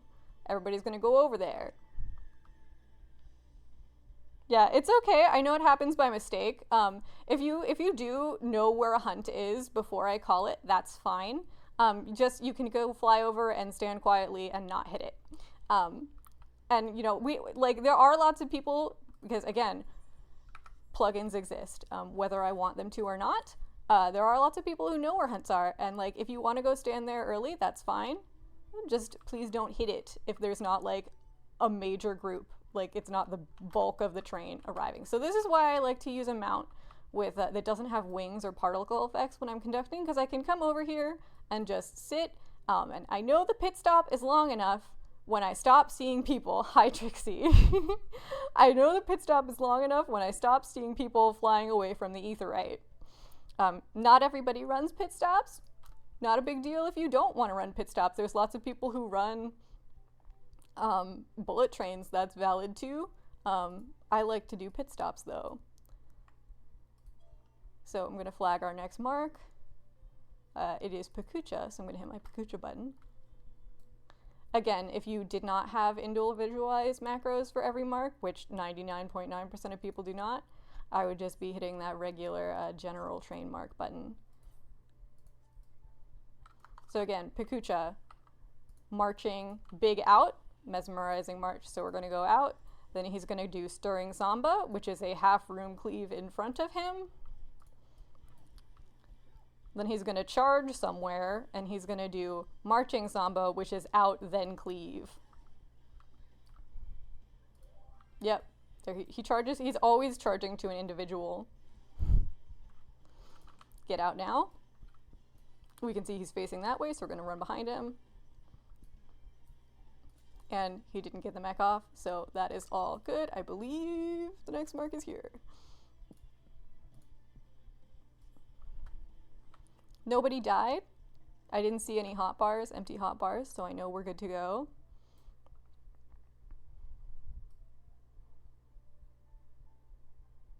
Yeah, bullet trains are cool. I respect people who run bullet trains, and like when it's not right, the chaos of XPAC release, I also run bullet trains.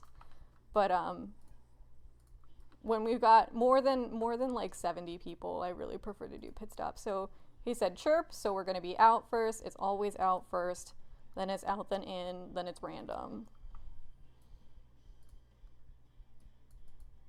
While he's doing that, I'm going to check our next pit stop location, which will also be outside Earthenshire. So I'm going to flag that. Out, then in. Please, charge! It worked! It did not work. Yeah, the only button I ever press damage-wise on trains is my unmend button, my tanky, because that is what gets you credit. Next pit stop, instance 3, gonna hit that. I'm gonna go ahead and actually pull these 4, 5, 6 pit stop buttons off my hotbar as well. Most people do not have 2 hotbars entirely dedicated to hunt macros. I'm built different.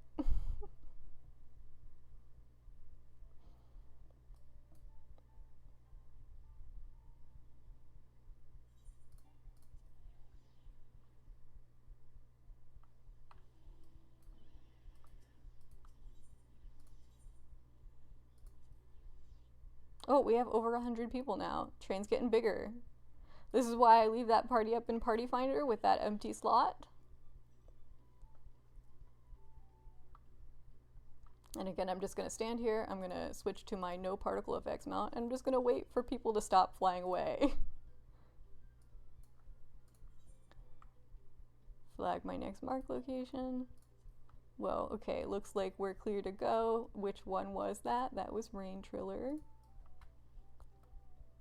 Oh, by the way, no one is marking Faloop. So this is the thing we do, again, on Faloop DCs, which not everybody uses Faloop, but a lot of people do, is mark when the A-ranks are dead. Typing and talking at the same time is very difficult.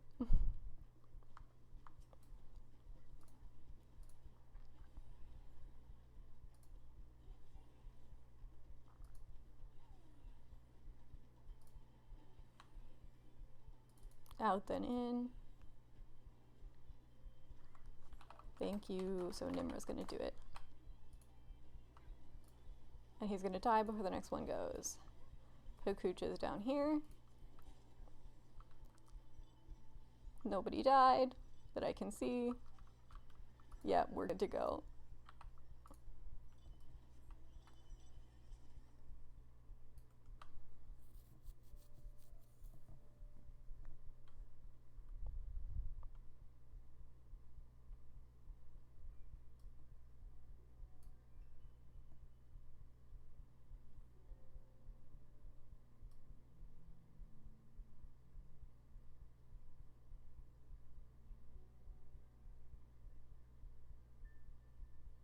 You can see somebody is flying in front of me, just barely, blinking in and out of render distance. I love the night music here. Sometimes when you are running from a map versus an echolog that you scouted yourself, things are going to be a little bit off. It's not a big deal. Out, behind,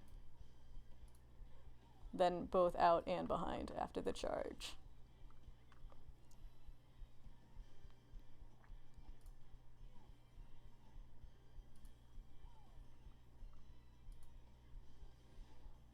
While we're here, I'm going to go ahead put our next pit stop in Urkapacha, which is always the same one.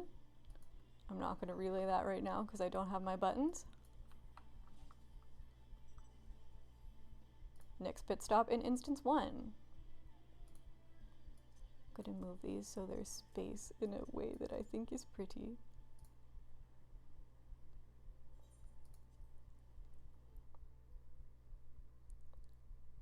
Now we'll see what instance it dumps us in. It dumped us into instance 2, so I'm going to hit that wrong instance macro that says don't be here, move to instance 1, and then I'm going to go to instance 3 and do the same thing.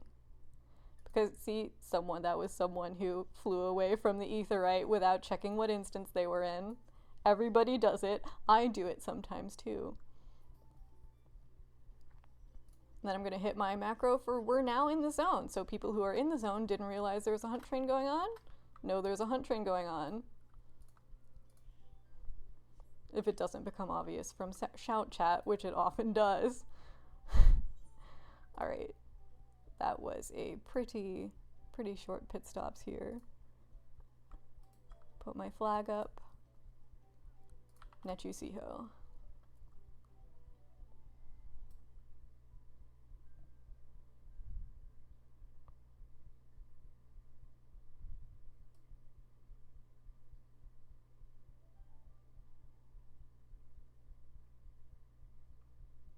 So Nechu Siho, all of his moves are front cleaves, front half room cleaves.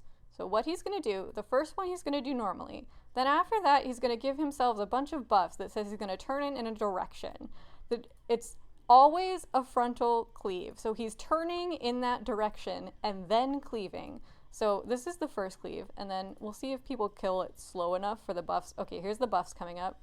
So he's going to turn to the front and do a frontal cleave. Then he's going to turn to the right and do a frontal cleave. So I'm going to sit kind of over here. Then he's going to turn to the left and do a frontal cleave. The left is going to be what's currently front.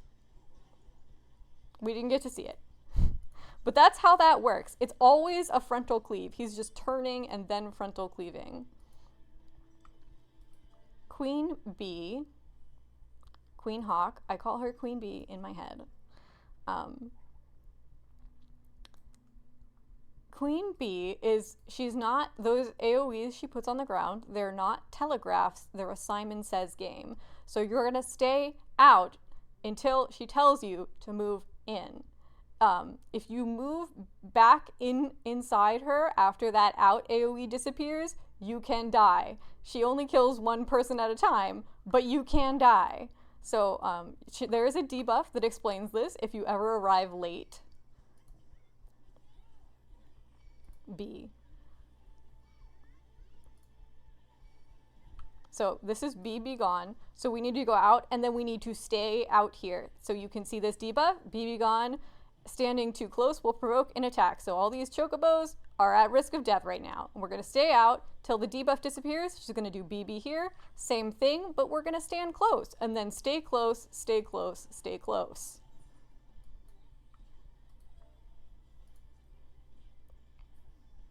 Yeah, so she does basically single target insta-kills on people if you are in the wrong spot that she told you not to stand in.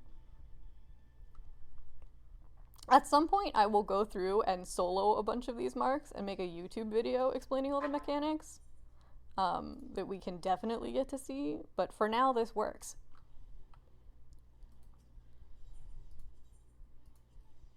I will not actually kill them solo because I don't have that much patience, but I will solo them for long enough to get videos of all the mechanics. New zone macro. I'm going to sit on my little rooftop. I like the dandelion rooftop here. While everyone's loading in, gonna check my flags. Actually, I think we're gonna go here first.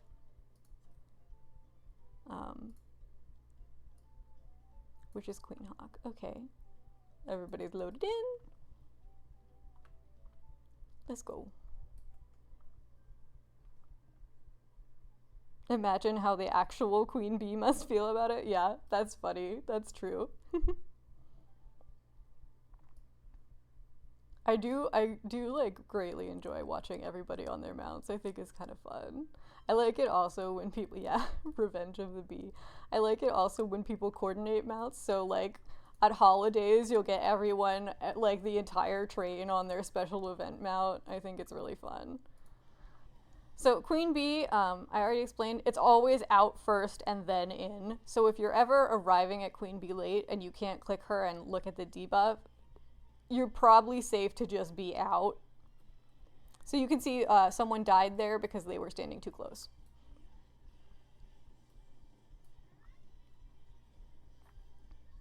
But they're already raced, so we're not gonna wait a long time for them.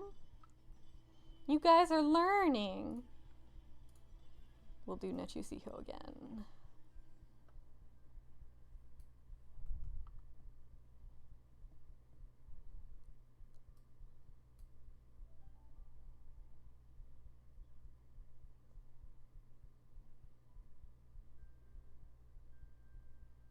Oh, I forgot to start a train in our bot. This is a thing that everyone forgets to do on Dynamis. It's normal. So I'm just gonna say train golem Dawntrail. And I'm gonna set announce to false. So that's now happening. So again, always frontal cleaves. And he will turn, then cleave, turn, then cleave.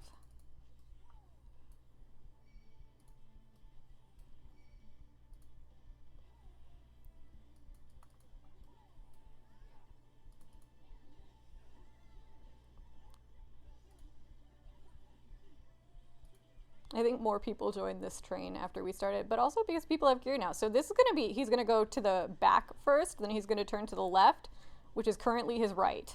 So I'm gonna stand over here. Yeah, and he won't get the third one off. Cool. Nice job.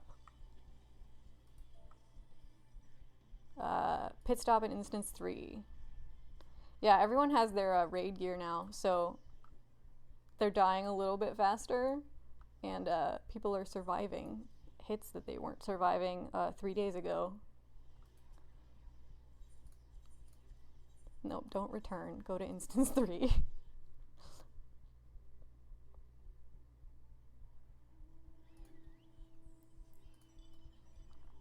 Where's my dandelions?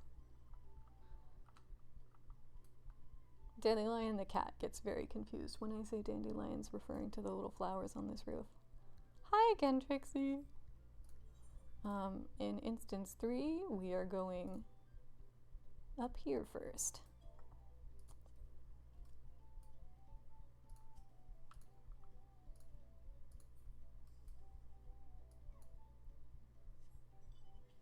I didn't check which mark that was. That is Queen Hawk.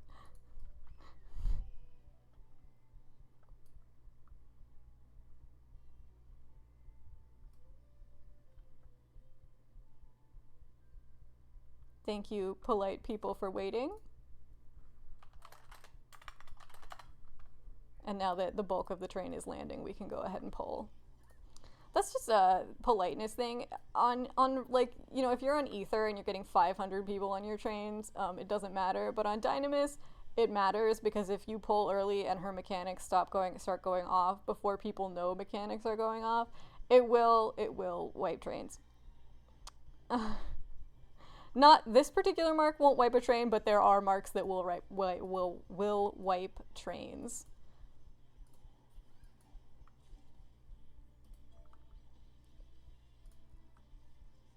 Nechusiho is next.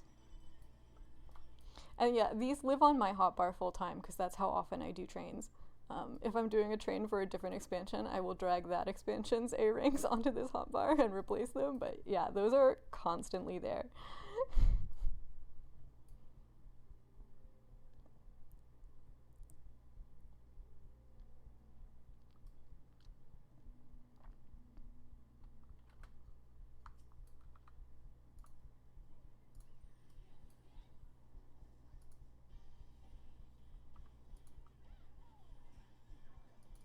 Yeah, Gordon Ramsay is also constantly there, because he's what I've been using as background noise lately. That's why there's 2 different Gordon Ramsay tabs. Okay, this is going to be front first, then he's going to turn right. So I'm going to stand to the back left. This is going to turn left from the right cleave, so it's going to be front again. Yep. Then he's going to go behind. So I'm going to move forward. There. We saw the whole mechanic, and several people died. That's what happens. It's normal. I'm gonna go ahead and select our Yaktel pit stop while those raises go out. This is, like I said, this is why I like to be able to see people's health bars when they're low, because then I can see if there's a bunch of dead people and I need to pause for longer than normal.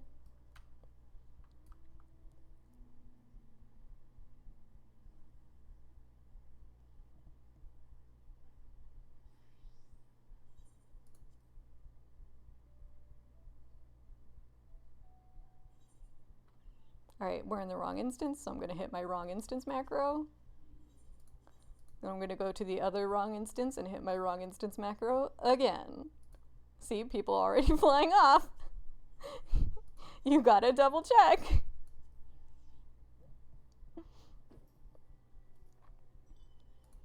And I do, even if I'm running, even a lot of people who do run bullet trains will still pit stop when moving to new zones. This is my chosen rooftop here. I have a chosen rooftop at every Aetheryte that I like to sit on and watch. Oh, you know what? I put the pit stop there, so we don't actually want a pit stop there. We want a pit stop down in Mamook, actually.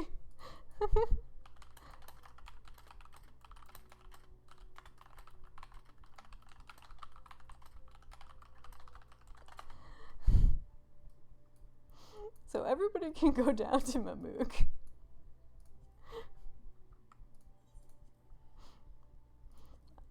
I put the pit stop here as if we were scouting the train if we were running the train I just scouted on Seraph, but we're not. Yeah, no, I did it on purpose. I did that on purpose. So now that everyone's down to Mamook, it's the triangle, the upward facing triangle.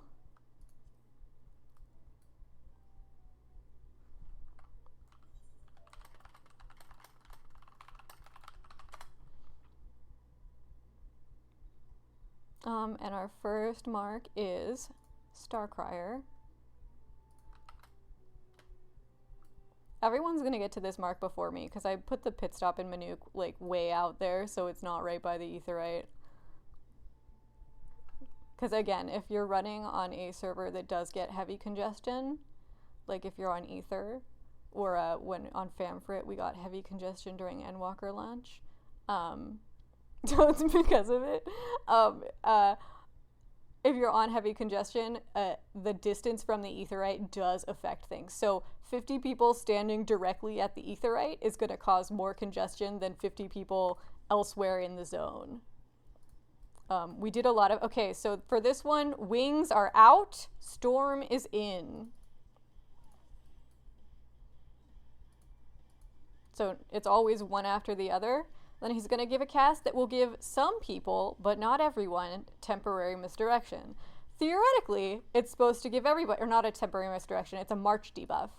Dirge of the Lost gives a march debuff. It's supposed to go out to everyone, but bosses can only affect a certain number of people, so it doesn't go out to everyone. So if you run away, you have a slightly higher chance of not being the person who gets a march debuff.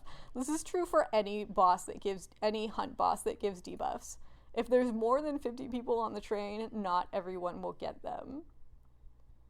So Rax, for our next one, he's going to do 3 cleaves on one side of him, left, right, it's all on his left or right. You have to watch the cast bar to know which is which. He will do that 3 times, then he will leap to a player twice and repeat the same cleaves he did originally without cast names. So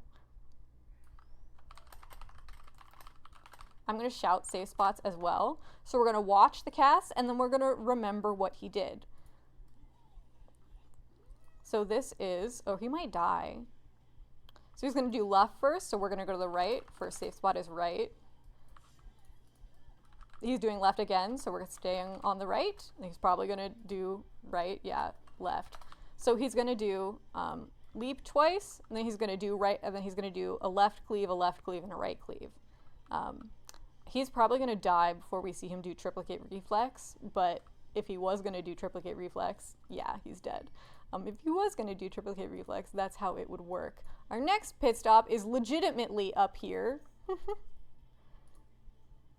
We do have some dead. Sometimes that happens. Sometimes I don't see them in time and I put the pit stop a little too fast, but it's fine. Everybody's getting raised. We're good. It's not Mamook again. It's legitimately Ifrash.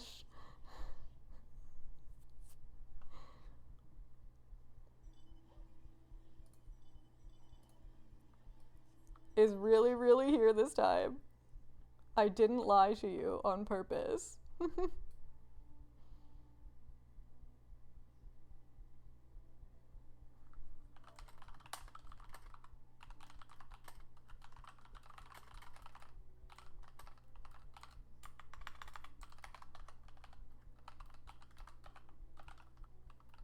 No, we're not having issues with my markers.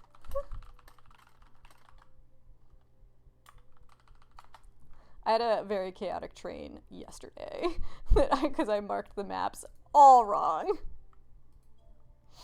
Okay, first mark in the Soda Starcrier again.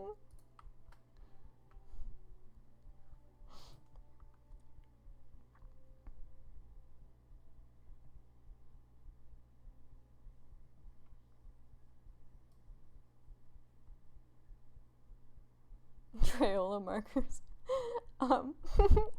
See, now I'm actually gonna do that because Aaron said that. So again, wings out, storm in.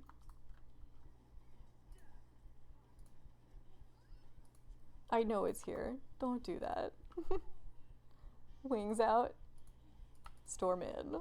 It's always one after the other. I'm gonna see if I can get the temporary misdirection buff, but I think he's gonna die before he does the Dirt of the Lost cast completed. Yeah, he's definitely dead.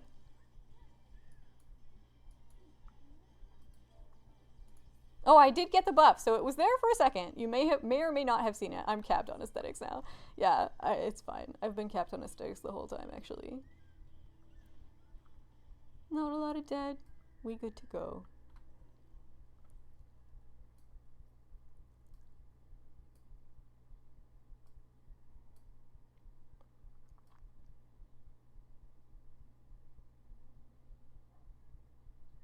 Oh, I misflagged a little bit.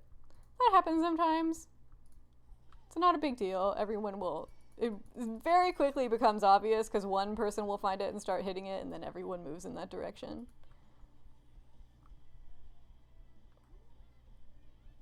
Okay, right wing blade, so we're gonna be left. Right.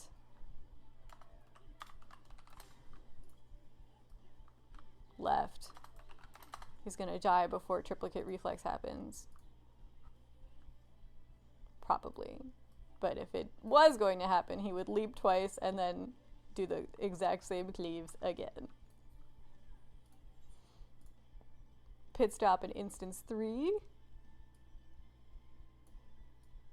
is going to be Ikbrash again after our raises come out. Someone come over here. Okay.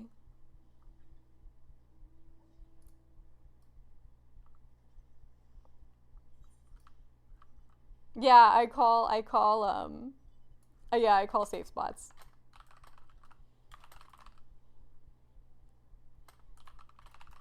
Boss relative safe spots.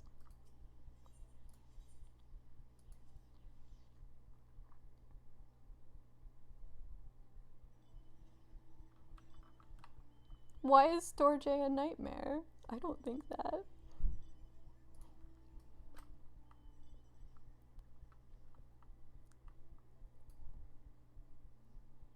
Gonna sit and watch all my people come in.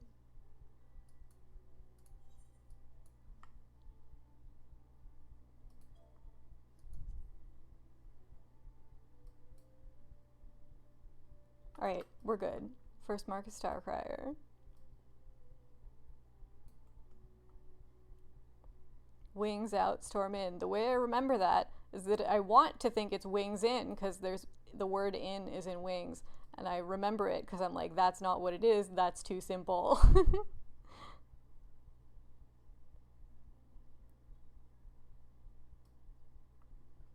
I don't have my thing up to ignore the bot right now, so we're just gonna ignore it. I'm good. I do not actually stream, like, ever, really. I'll live.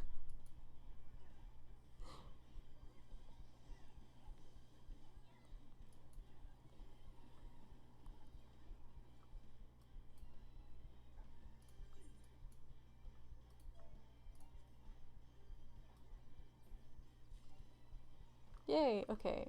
I only see one person dead, so they're gonna get up on their own.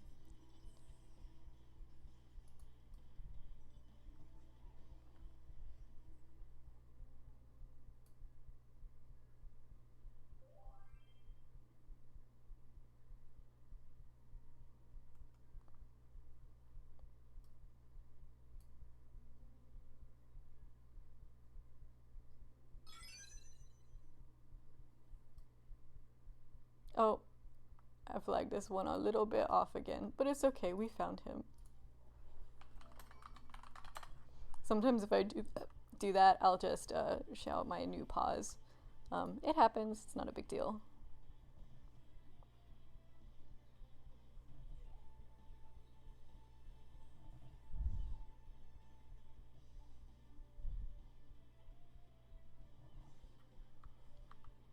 This is what happens when you don't pay attention to the things. I live because I'm a very geared tank, but a lot of people will not live if that happens. Let's, wrong tab. So let's go to Shakhtarol. And our next pit stop will be outside Shoshone-Wesi Springs in Instance 1.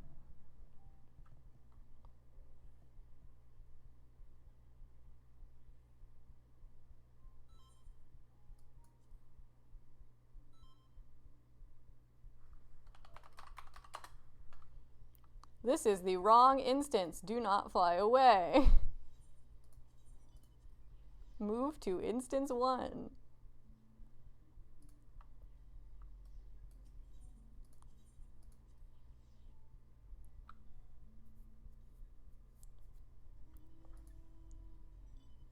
I sit on my roof. Oh, I get on my mount first and then I sit on my roof.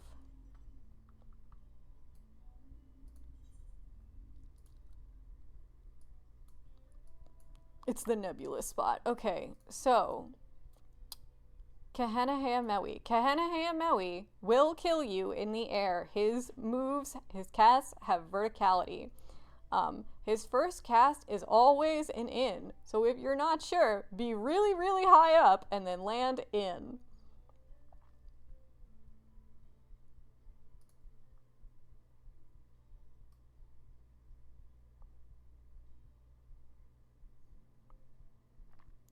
So his first cast is always an in, again, with verticality, fly really high. And the second cast will be an out, so just go in, then out. The next cast he will do, oh, this is wrong. Oops. All right, super fast, Yehehe tu Apio. He does frontal cleaves, turns, and tail cleaves in various orders. So he's going to give himself a debuff with Whirling Omen that says he's going to turn a certain direction. He's going to turn right this time. Turn spit to dactyl means he turns, then does a frontal cleave, then does a tail cleave. So we're going to go behind him. So turn, frontal cleave, tail cleave. His cast names tell you the order he does things in. We're only going to see one.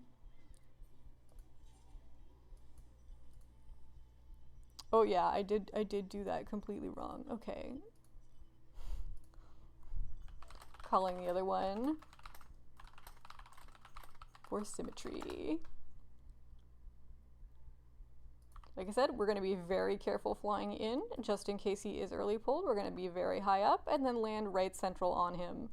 Unless we see that very high up cast go out, in which case we can go outside. Heaven Rises is not Rising Heaven? That is very funny. I didn't realize. Yay. Yahweh.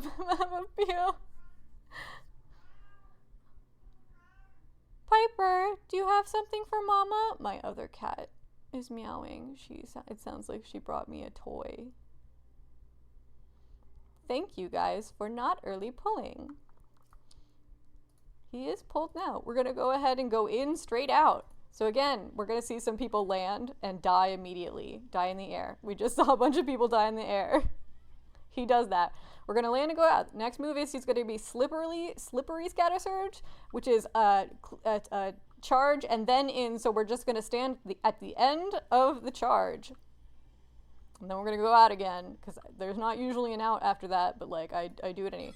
Poison gas gives people temporary misdirection. If we run away, there's a greater chance that we hit buff cap before getting it, but you can see some people in my party who have it. Body press is always out. And he's dead. Nice job. Next pit stop will also be Shoshone-Wesi Springs.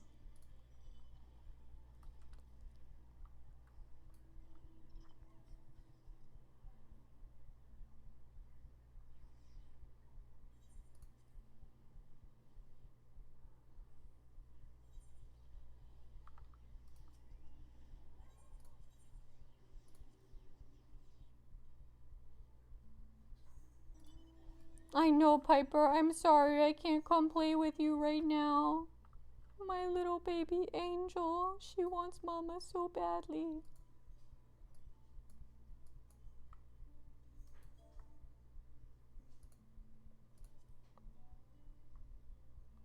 She has some kind of toy. She has either a toy or a hair tie. She has a very specific meow for when she's got a toy or a hair tie that she wants me to come play with. Okay, I'm gonna check for real what we're going to first. Okay, we're going to Yay. Yay first. For real. I think. Did I do that right? Yes. I know, Piper. I'm sorry. I'm busy right now. You can bring it over to me.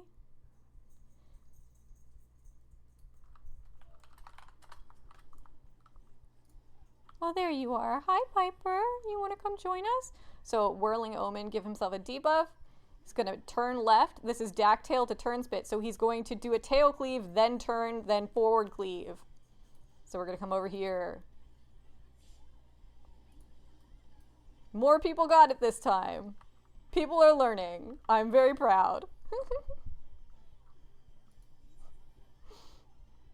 We do still have like a good number of dead, but not as many, I believe. Yes. We love learning. We love progging. We're progging A ranks, guys. I need to get on my mount.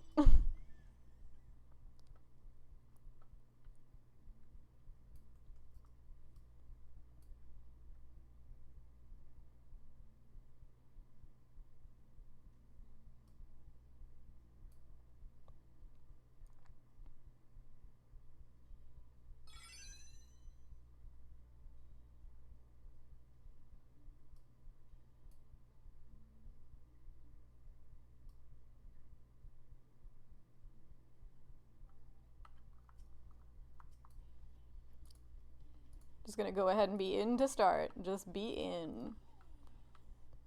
If you cannot be in, fly really, really high. Run out immediately.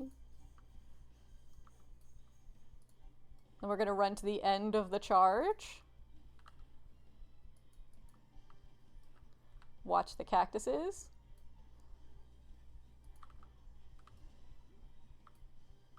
Nice job.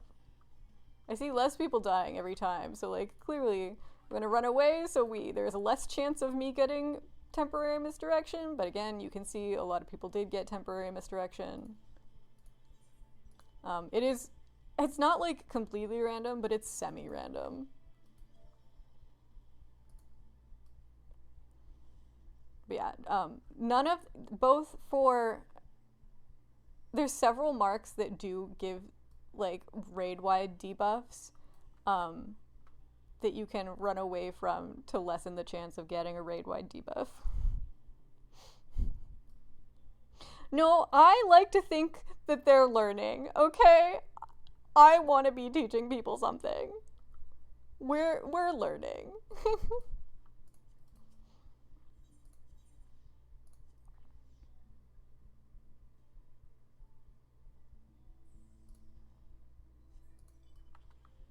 Rooftop. I see someone got their holiday mount out.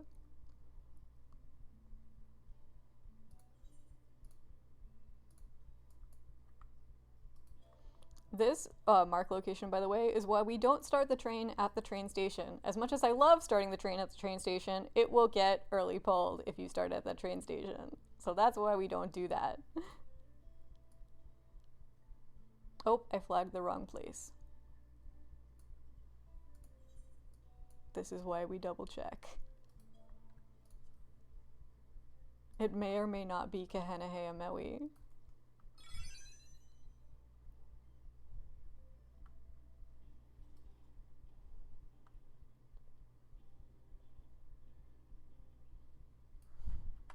Aaron!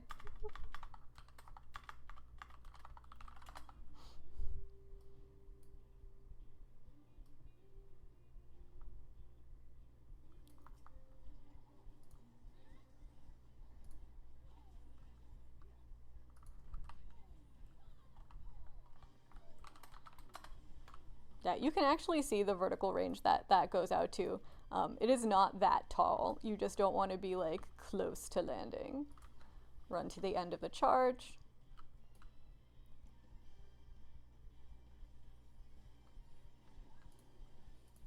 And it did. So this is, we haven't had to do this before. When I do want people to teleport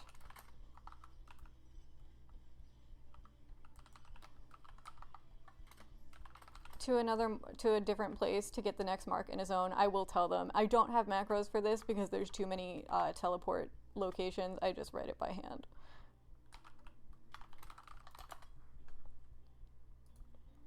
That's pretty much the only thing I do not have macros for. I have memorized the spelling of all of the teleports though, all of the aetherites. Except I got that one wrong by one letter just now.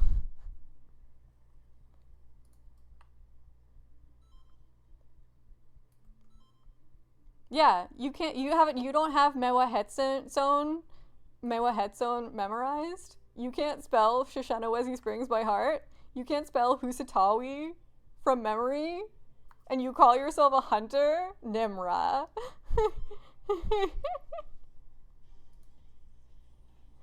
I expect better of you. Okay, watch for debuffs. Turn is going to be to the left. Dawntrail, so tail first, then forward cleave, and his current left.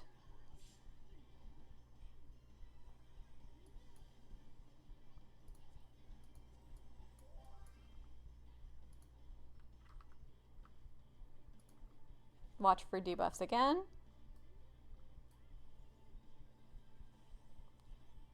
Turn tail, so he turns to the left. Does it tail? Okay, doesn't matter. Doesn't matter. Head to Yasulani.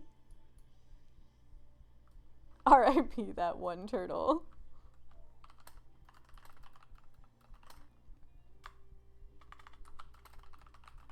May Turtle's memory be a blessing.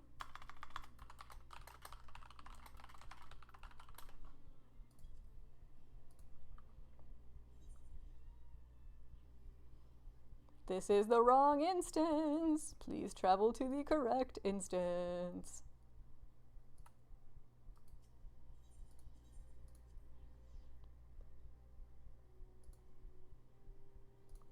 My favorite rooftop here is actually this little ledge.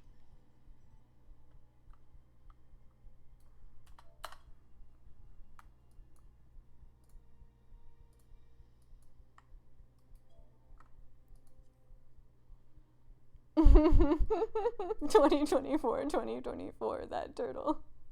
R.I.P. Heshwala is our first mark here.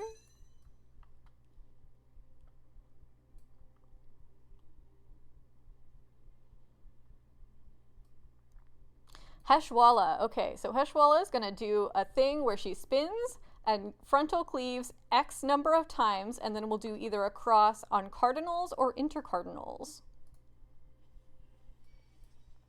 So we're going to watch higher power. She's going to turn and forward cleave 4 times. And then intercardinals are going to be safe. She always turns 90 degrees, so if we just stand at intercardinals for every turn, we're going to be safe for the final turn and cross. So one more, yeah, okay. I counted wrong. I have dyscalculia, but that's how that works. Lightning bolt will kill anyone who got hit by her cross.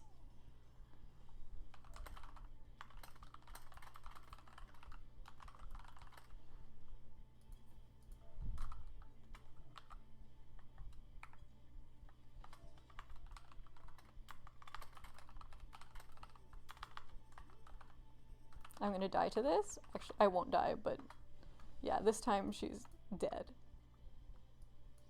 That was not an intentional early pull. Koopa would not do that.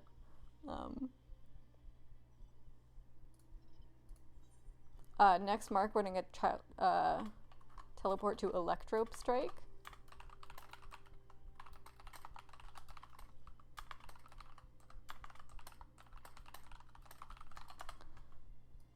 My party that has the current location is about to fall off. So I'm gonna re-put that up.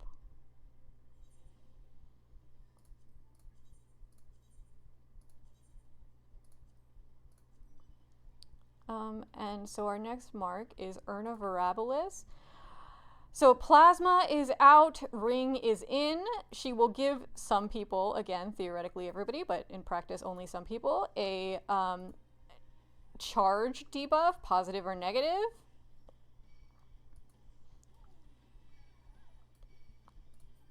After the first in-out. And then she'll do another cast that is going to be either in or out based on the cast name. But she's going to pull or push people based on the polarity. Depending, again, where people run away so they don't get the polarity debuff. Magnetron's going to give everybody, theoretically, a debuff.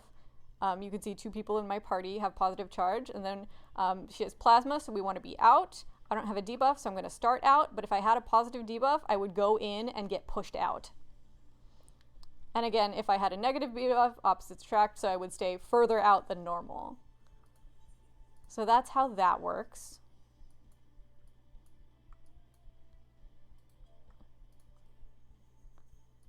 Let's head to our next pit stop.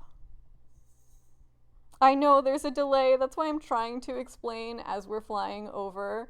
But at least if I explain it the first time, you can hear it the next time. You have the information for the further instances. Everyone's just doing electro strike. Someone's gonna teleport me. I don't want to teleport myself. I don't want to spend 100 gil.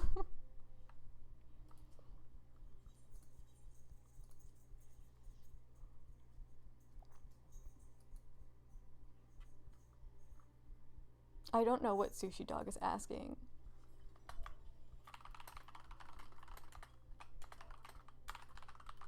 Yes, all the conductors do have their own flavor.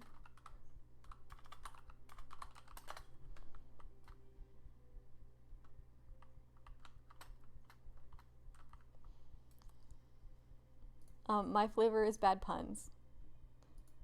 That's my brand. I like my brand. Where is the thingy?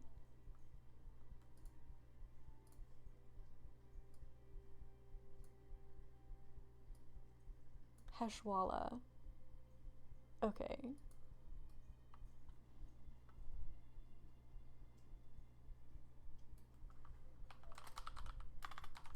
Banana Laffy Taffy is the worst one. Oopsie.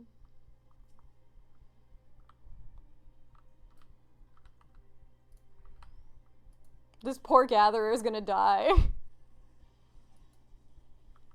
Okay, so she's gonna turn and cleave 5 times, and then cardinals will be safe. So we're gonna stay on cardinals originally. Yes, there is a banana Laffy Taffy, Nimra. It sucks. That's not gonna work out. 2 more cleaves. And I'm gonna be on a cardinal and then out a little bit. Good job. Less deaths. Yeah, it's the yellow one, Nimra. Nimra has not been blackmailing me out of my money. It's not blackmail. We're gonna teleport to Electro Strike again. I'm just gonna push up and resend the exact same message I already sent. Someone please raise this person, please. I know at least one of you watching has raise ability. Someone raise them. There we go.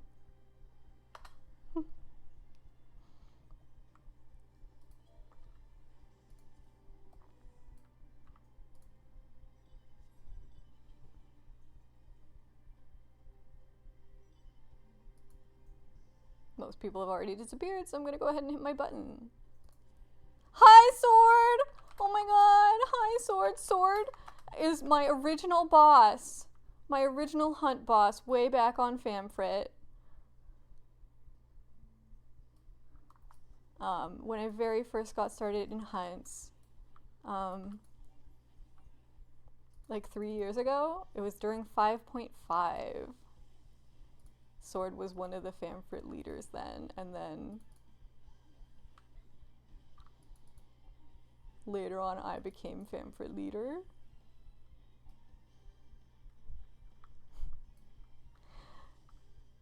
Alright, I didn't get a debuff. Someone in my party got a debuff, so again, that's how it looks like. Positive, positive. It's plasma, so we're gonna go out relative to our charge.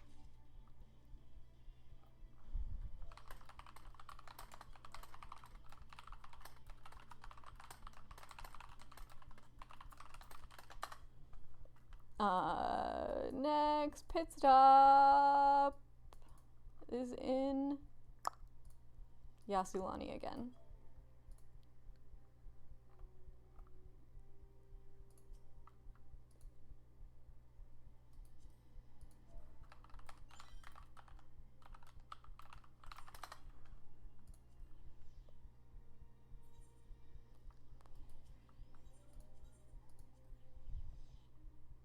Yes, we love Sword.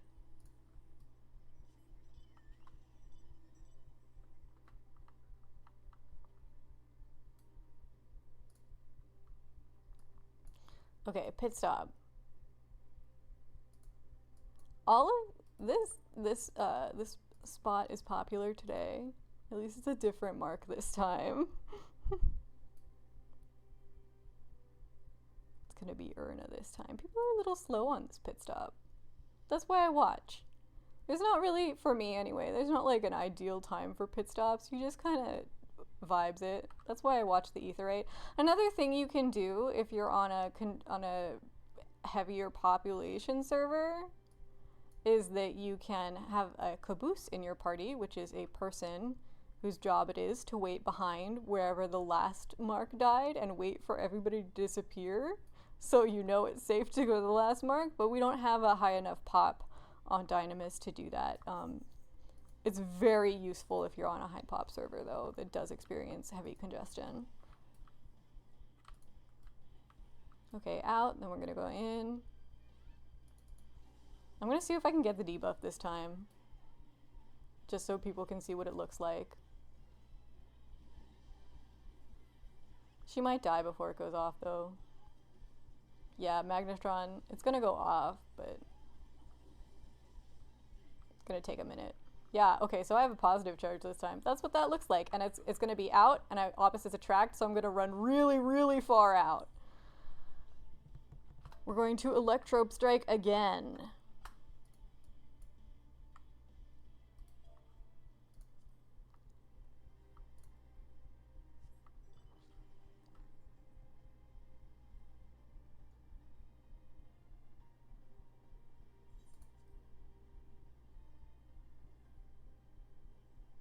Alright, I know my computer can load faster than this. Oh, no, it's Heshwala. If you ever press the wrong macro, that's what this button is for. It's my macro panic button, and it just cancels whatever macro I just pressed. But also, pressing another macro will cancel a macro, which is why you should never be relaying things for hunts when you're crafting, because your crafting macro will stop going. Ask me how I know.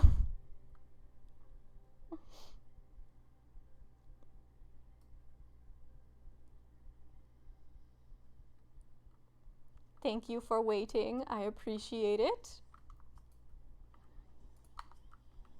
We love polite hunters. I know because of all the times I've been crafting something and then it stops the macro and then I can't figure out where in the macro it stopped. It's gonna be intercards safe this time. Intercards, intercards, intercards. The turn is always 90 degrees, so you can stand at the last intercard and be safe for that. And then you want to go out because the cross is very wide.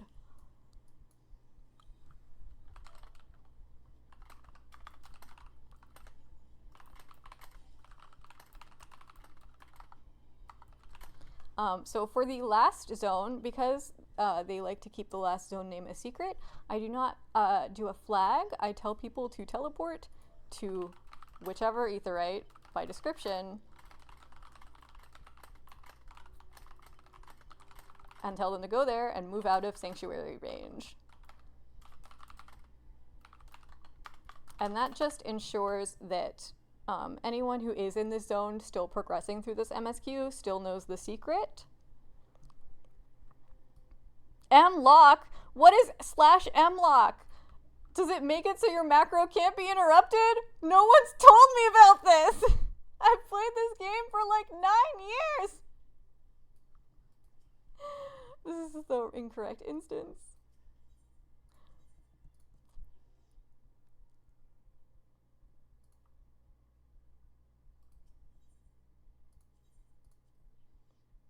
And then once I'm in here, I'll put an actual flag and I'll say that's where we're going.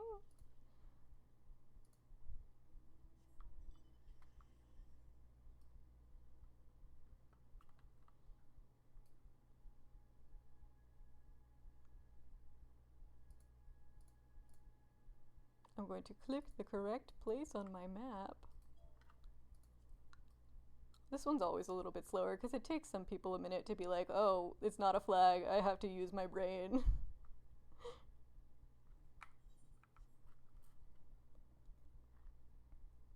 Okay, I think we good to go. That was Sally.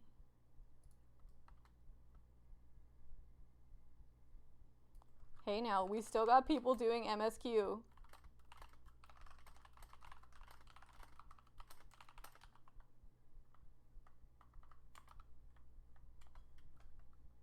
Be nice. So Sally, she's gonna do an example of what she's gonna do that doesn't actually hurt you, and then she's gonna do code execution, which executes those few things. It's always some combination of out, in, cardinals.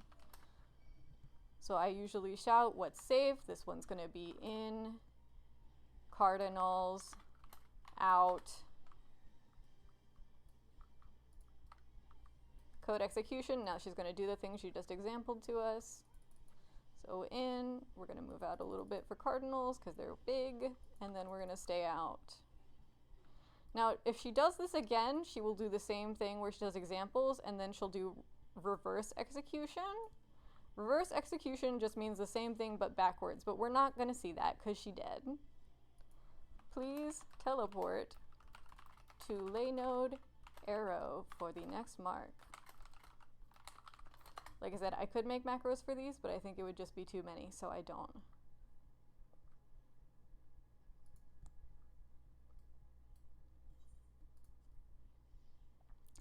Cat eye.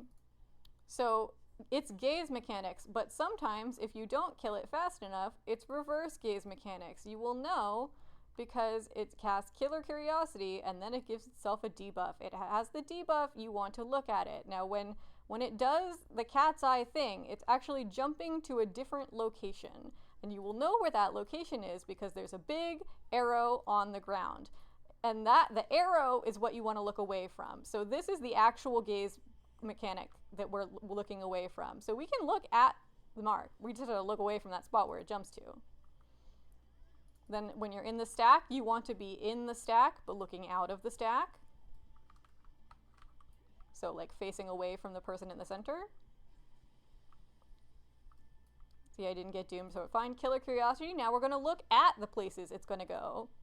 So it's gonna put an arrow on the ground. We're gonna look at this arrow.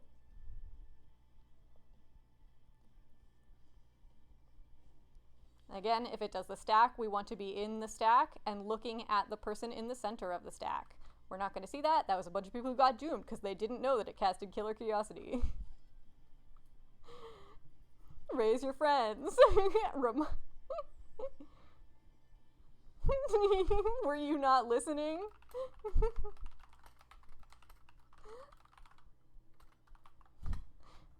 You ought to look at the arrow after it casts Killer Curiosity.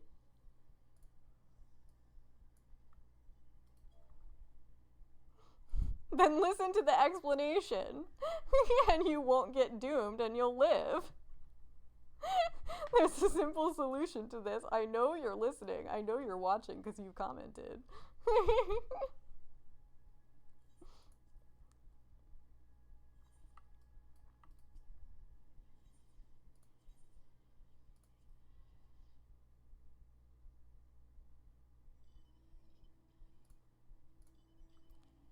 Gonna hit my new zone macro.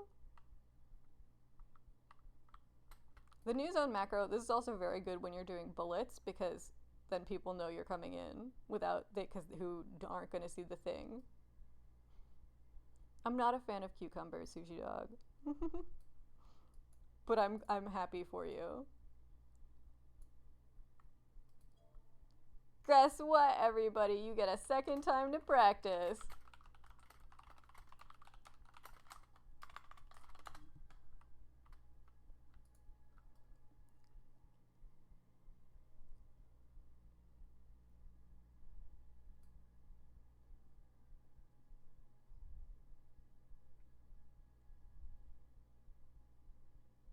Piglet, no, thank you, Elmo, LOL. No. Alright, so once again, we're gonna look for the arrow on the ground. Doesn't matter where the monster is currently, it matters where he's going. So we're looking away from this arrow. So I'm gonna just face the camera. We can all look at my beautiful character. This is not a good angle. And we're gonna get in the stack and look out of the stack. So in the stack, facing out.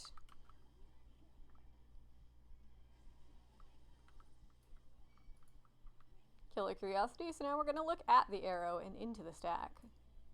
Or he can just die. That works too. Alright. Let's raise our friends. Oh, I didn't do the snack break. Well, it's fine. Sometimes I have amnestic disorder. I have multiple TBIs.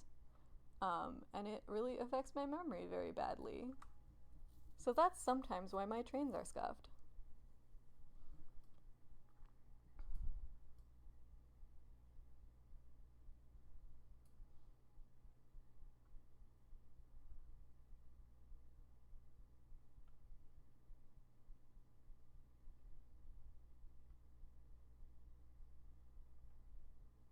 Two before one. Yeah, the numbers don't refer to the order we go. The number just refers to the name of the mark. I see you. Hi. In. Cards. Out.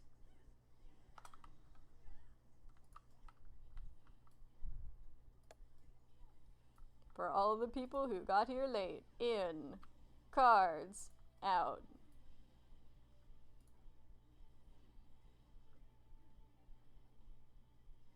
I do have a button for when this happens and when a lot of people die in the air. It just yells slow DPS so we can raise all the people who died in the air. It doesn't usually work, but sometimes it does. It really depends on the train. If there's like 300 people, it does not work. So it's gonna be out in cards, but backwards. Or we kill it.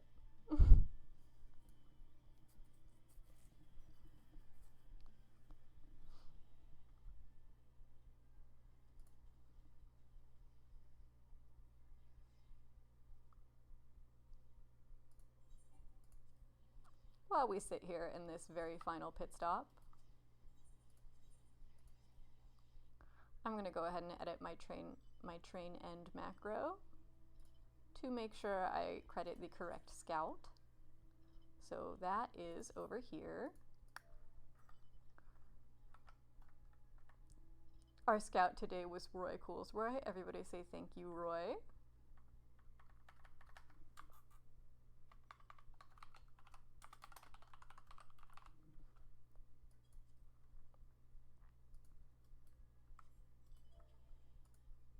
We once again are gonna do cat first. Thank you, Sushi Dog.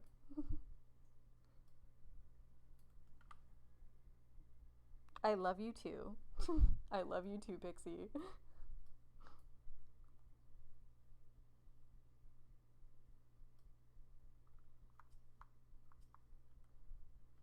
Thank you all for waiting patiently. I very much appreciate it.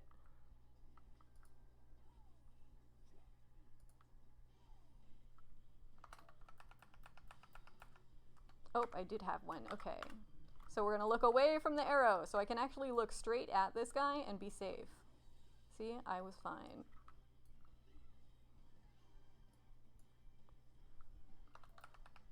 I need my lay node arrow thing again. So I'm not going to run into the stack because I don't have time, but if you were in the stack, you would want to be looking out of the stack. Killer curiosity, so now we look at the things. Yay. Get your people up. And then, yeah, we get a lot of dead at this one, and sometimes it takes a minute because that doom has a delay on it. Sometimes people die after this mark is dead.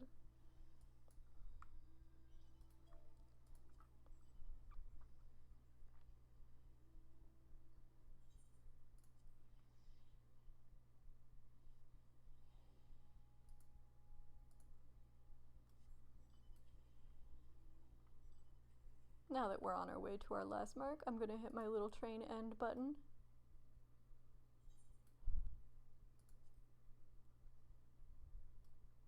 Also Nimra, because Nimra marked for us. Sometimes I remember, what? Did I flag wrong? No, it's there. It's there. She's hard to see because she's so skinny. So out in cards.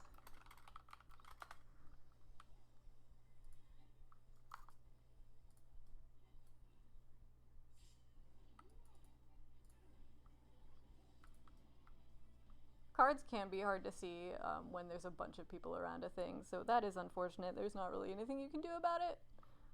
Sometimes you just have to guess.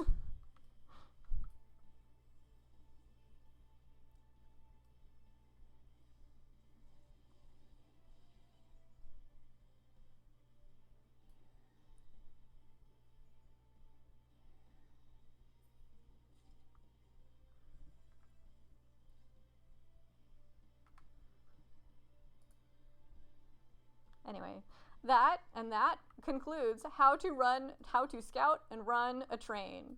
So now we go, if you're on Dynamis and not anywhere else, we press the end train button, and it's very important to remember to do that. As you can see, my macro for the end of the train also sends a message to my conductor link shell that says I'm at the last mark, so the next person can go. And that's how you do a train. So hopefully that was helpful to some people. You got to see a little bit of the method, and also maybe you understand now why we don't run trains 24/7, because it is a lot of work. Usually what I do after a train is just this. You are so welcome, Pac-Man 4408.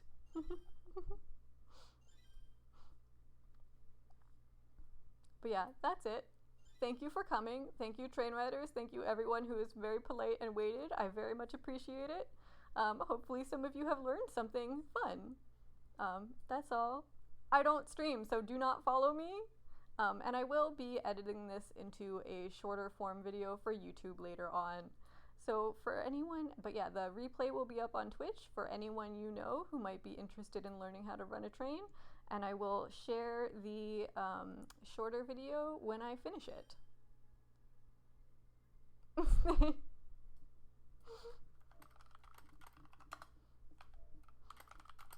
yeah, that's all. Thank you so much. Goodbye.